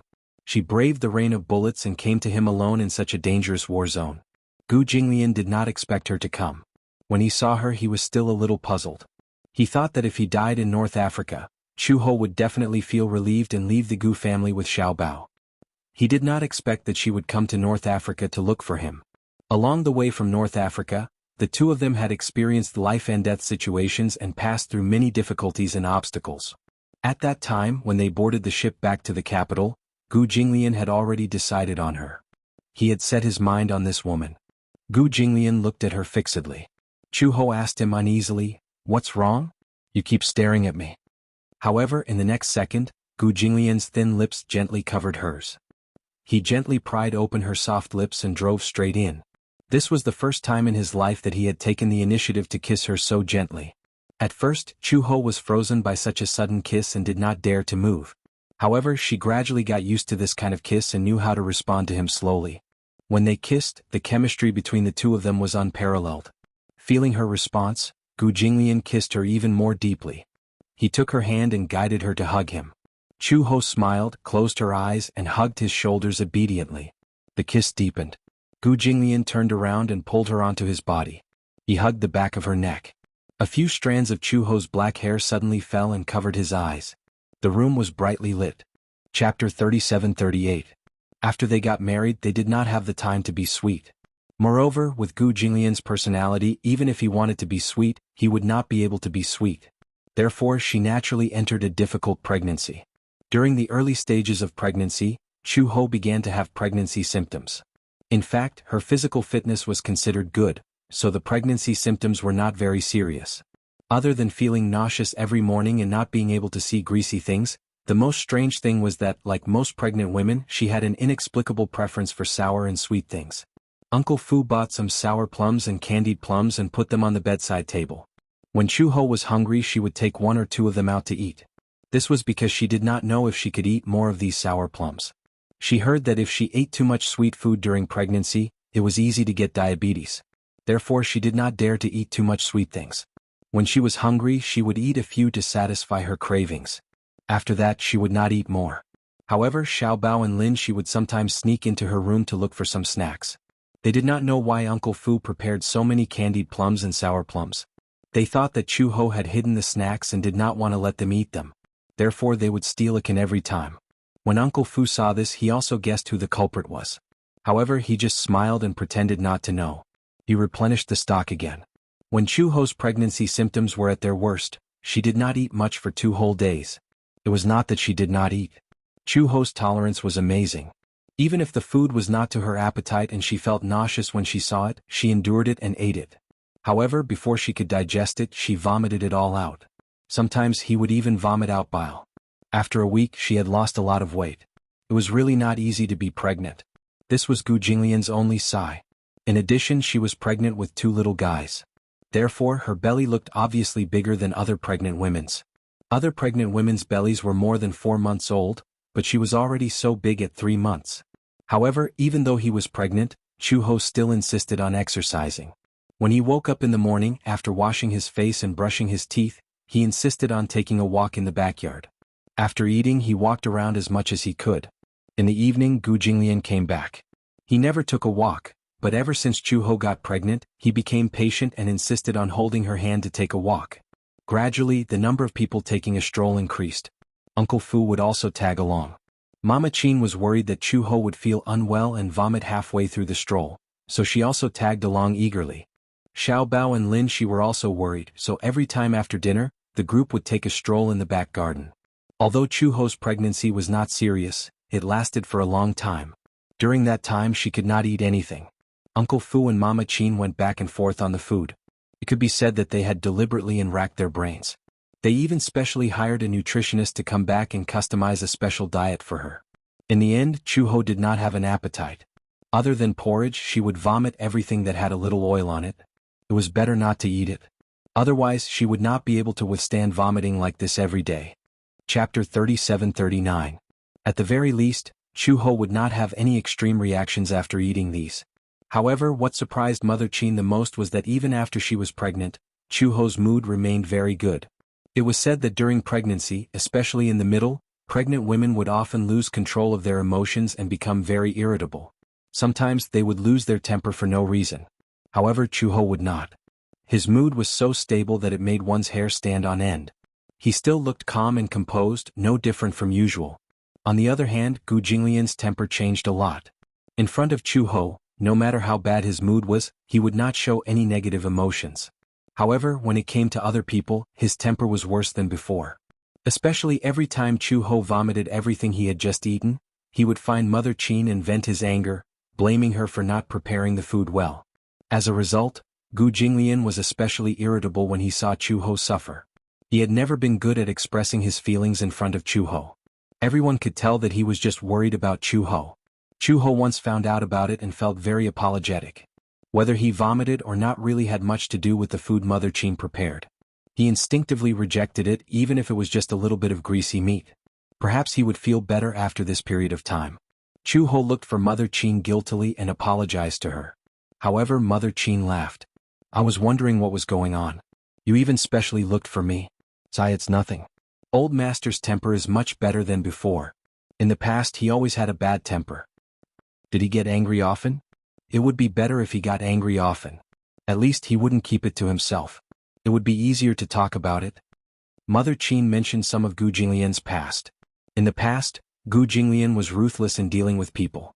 For example, in the past, when a servant accidentally broke a vase, Gu Jinglian would immediately chase the servant out of the Gu family. If it were now, he might show his displeasure with a look of displeasure, but at most, he would give the servant a verbal warning. He was no longer so ruthless and did not give the servant any leeway. Moreover, the fact that Master scolded me like that only means that he knows how to dote on people. Think about it, he blames me because you always vomit after eating my food. He feels sorry for you so he can only vent his anger on me. I'm old and he's still young. How can I argue with him? As Aunt Qin spoke, she laughed to herself. Chuho was helpless. You guys have spoiled him since he was young. That's why he's so spoiled. If it were me, his temper wouldn't be so bad. Master's heart is not bad. Everyone outside says that he is very bad, and his reputation is extremely vicious. However, as long as you put your heart into it, you'll find that Master is actually very gentle inside. Aunt Qin sighed again. You say that we spoil him, but we also feel sorry for him. Master has been alone since he was young. He has no one close to him. We watched him grow up. But think about it, no one is perfect. How can there be a perfect person in this world? Other than old Master being a little arrogant and bad-tempered, there isn't anything bad about him. That was true. No one was perfect. No one was perfect in this world. Gu Jinglian was not a god. He was just a mortal. Even a god was not perfect, let alone a human. Chapter 3740. Besides, Master's temper has been restrained a lot now. Look, no matter what troubles he has in business, he rarely brings these emotions home. You've been pregnant for so long, but he's never been angry with anyone else, let alone you. Even in front of you, he's never been angry with anyone else. People change for the sake of their loved ones. Even though you might not realize it as bystanders, we can see it very clearly. Although Master's change is subtle, we can still sense it. Chuho nodded. She had also noticed that Gu Jinglian's temper had been restrained a lot. He did not know how to take care of people, but after being pregnant for so long, he might not have done well in the things that he did not know how to do, but he did what he could. For example, when she was not feeling well at night, because her stomach was a little big and her back hurt from lying down, even if he was so sleepy that he could not open his eyes, he would use his hands to rub her sore waist. Sometimes she would want to eat in the middle of the night. Gu Jinglian would even drive all the way to a 24-hour convenience store to buy some freshly cut fruits, biscuits, and bread. When he returned, she was usually already asleep.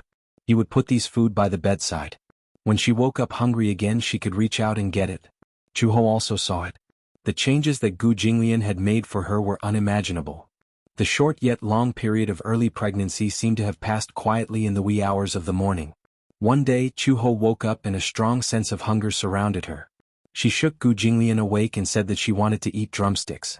Other than drumsticks, she wanted to eat rice and pork rib soup. She felt so hungry that she could swallow a cow.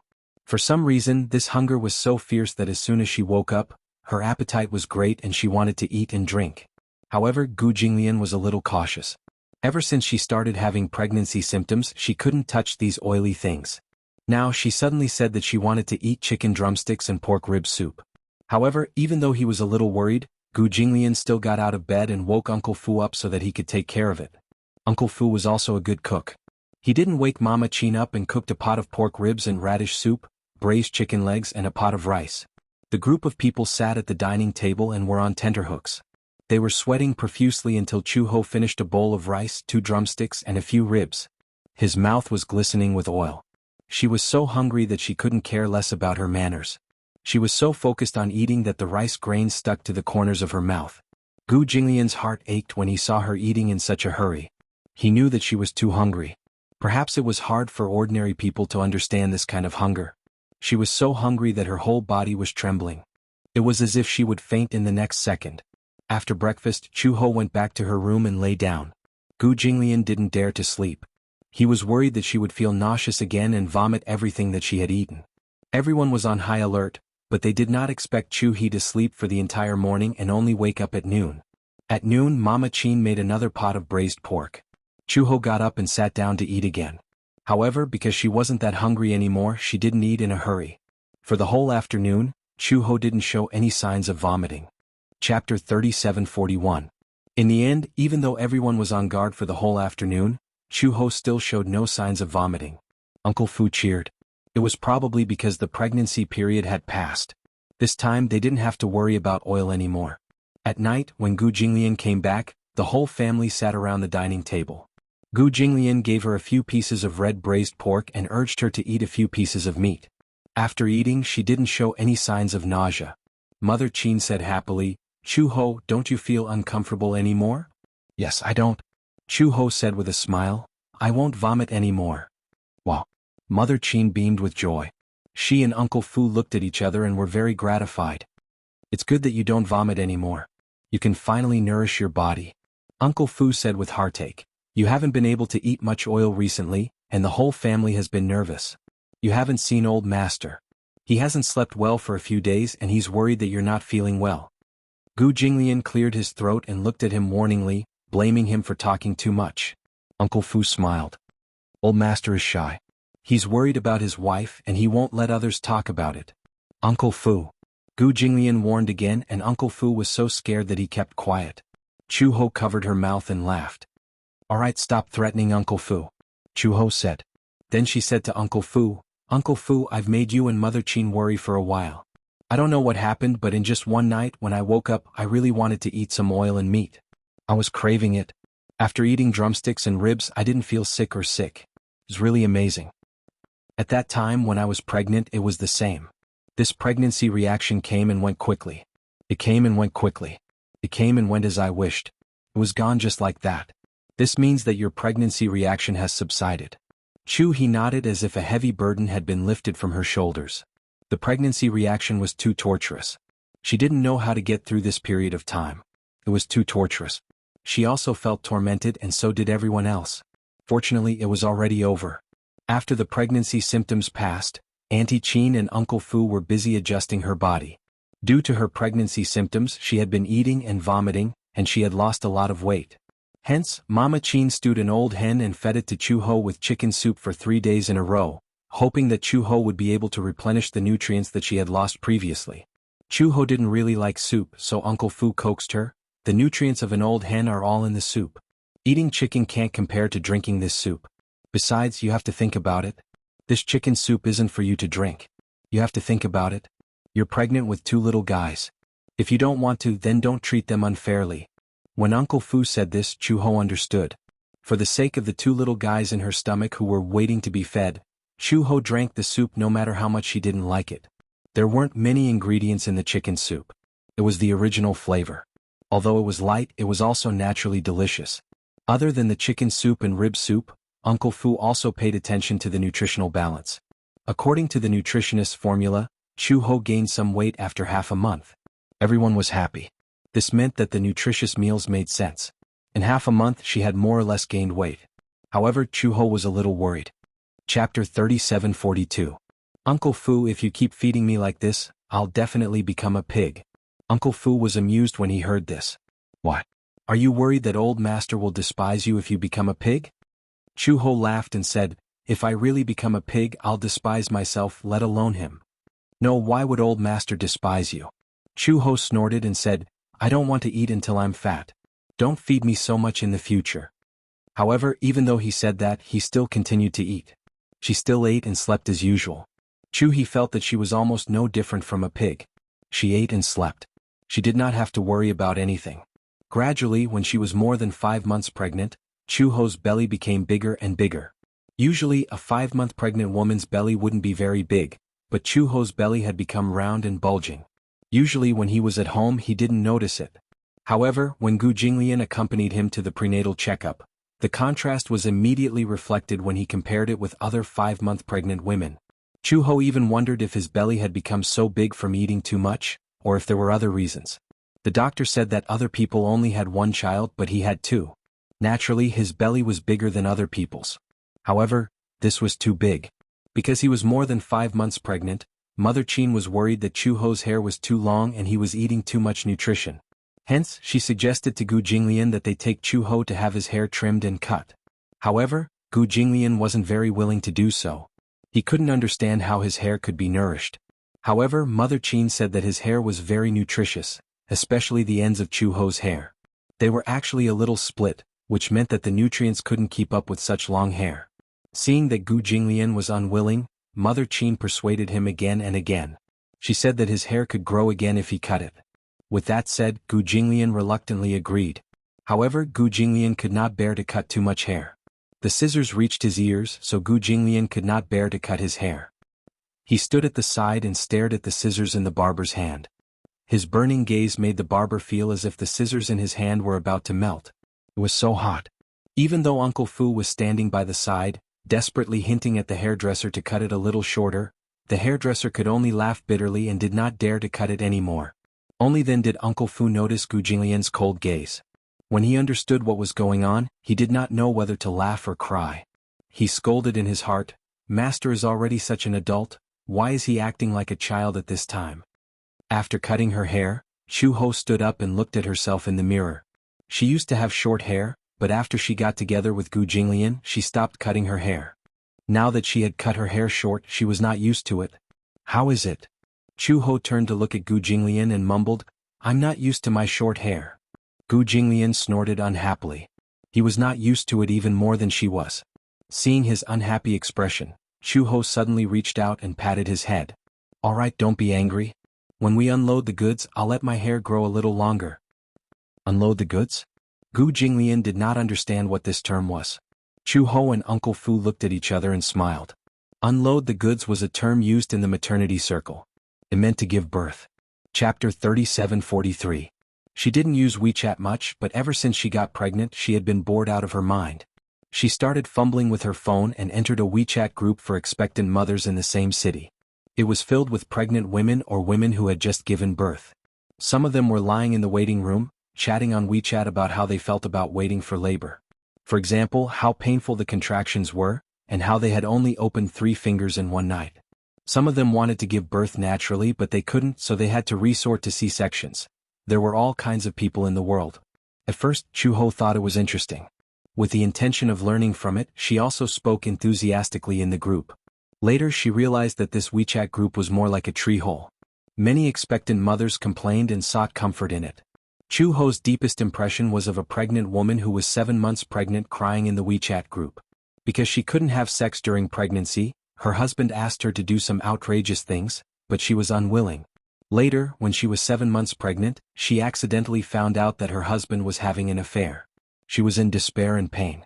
Her voice resonated with the other pregnant women. Actually, it wasn't completely true that one couldn't have sex during pregnancy. At least, except for the first 3 months and the last 3 months, as long as it wasn't intense, it was okay to have sex during the middle. However, most expectant mothers were protective of their children and refused to have sex no matter what. There were many conflicts between husband and wife. Some husbands couldn't tolerate it at all, so they had women outside and even went to ask for sex. Many people couldn't accept this fact, but they didn't know how to face it. Most of them just turned a blind eye. What else can I do? My stomach is so big and I'm going to give birth soon. Do I have to divorce him while I'm pregnant? If we get divorced, the child will belong to me. I can't afford it. If the child belongs to him, I won't accept it. I have nothing left. The house and car are premarital assets. I won't get a single cent. As long as it's not too much and they don't come knocking on my door, I can only tolerate it. There's no choice. After being pregnant for so long, no man can tolerate it. That's right. Men are all animals who think with their lower bodies. Can they really tolerate it for more than 10 months? After giving birth, they still have to go through confinement. After that, there's a long breastfeeding period. They'll be busy taking care of the child and their married life will definitely be unhappy. After this period of time, it'll be fine. As long as it's not too much. However, Chuho disagreed and said, if a man cheats, it's absolutely unforgivable. It doesn't matter if they have other women outside or if they have short-lived relationships with other women, they are all betrayals and can never be forgiven. After the first time, if they are forgiven, there will be a second time, a third time, and countless times because they will realize that they don't need to pay any price for such a mistake. However, no one acknowledged her words. However, many people did not say anything. A pregnant woman did not know that her husband had cheated on her. She was a little resentful and said to Chuho, all men in the world are the same. I have to advise you to be more careful. Your husband is fine in front of you, but who knows what he is like behind your back? How many women do you have outside? How far along are you? Looking at your note, you've been pregnant for more than 5 months. A normal man wouldn't be able to hold himself back. Chapter 37:44. He'll accompany me for dinner and walks. I don't have to be careful. I trust him. Without a comparison, Chuho would not have realized how gentle and responsible Gu Jinglian was. Every day, other than work matters, he would spend most of his time around her, fearing that he would overlook her. In the WeChat group there was too much negativity. Many of them were stay-at-home wives who did not have jobs and relied on their husbands for most of their lives. During her pregnancy, her husband did not want to be lonely and had an affair. Many people were angry but did not dare to say anything. Even if they knew, the most they would do was cry and throw a tantrum. Some men with a conscience would often admit their mistakes and say that there would not be a next time. This was to give her a way out. If they were pushed too hard, the man would say, then let's get a divorce.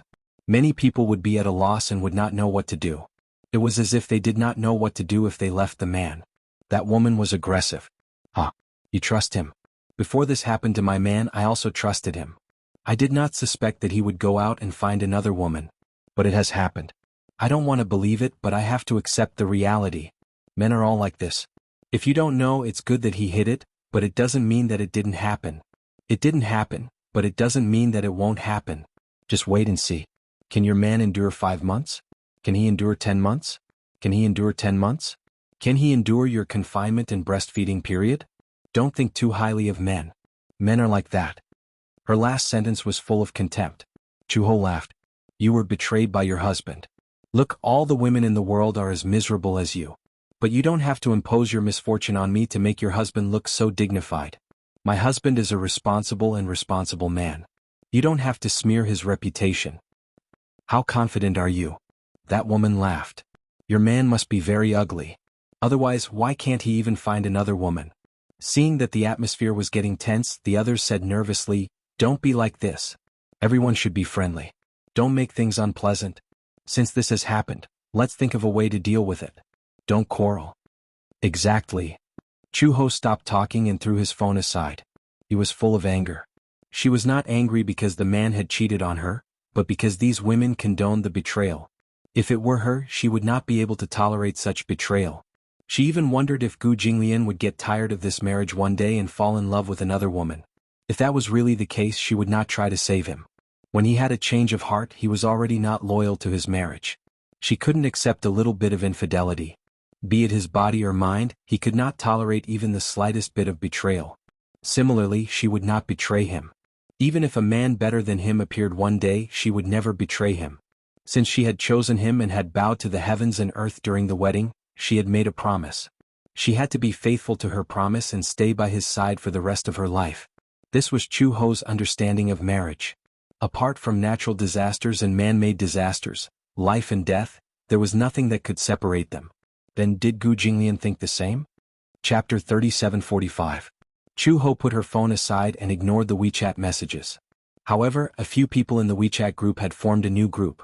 One of the pregnant women who had a conflict with Chuho just now was unhappy with Chuho and started to make a scene in the group. Who was the one who pulled Chuho into the group? How can there be such a naive woman in this world? Men are not good people. It's not that I want to overturn everyone, but this is the problem. How many men these days are really responsible? The people in the group started chatting as well. I admit that there are men who don't cheat on their wives. However, we are pregnant and have to do some teaching at home.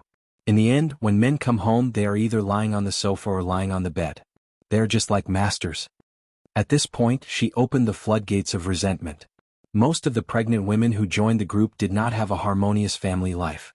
After complaining about their disappointing husbands, one of them sent a disdainful emoji. That Chuho just wants to show off how much her husband loves her, how well he treats her, and how much he dotes on her. She just wants to feel superior. I don't think so. Her husband must be very ugly. I have seen men who are obedient to their wives. They are either very ugly or very honest. I have seen many rich people and rich second-generation heirs. Which one of them doesn't have a red flag at home and a red flag outside? At this moment, the pregnant woman who had pulled Chuho into the group spoke. I was the one who pulled Chuho into the group. At that time, we met during a prenatal checkup. My mother-in-law accompanied me for a prenatal checkup. Chuho seemed to be accompanied by her husband. Her husband accompanied her for a prenatal checkup. The group of people was shocked.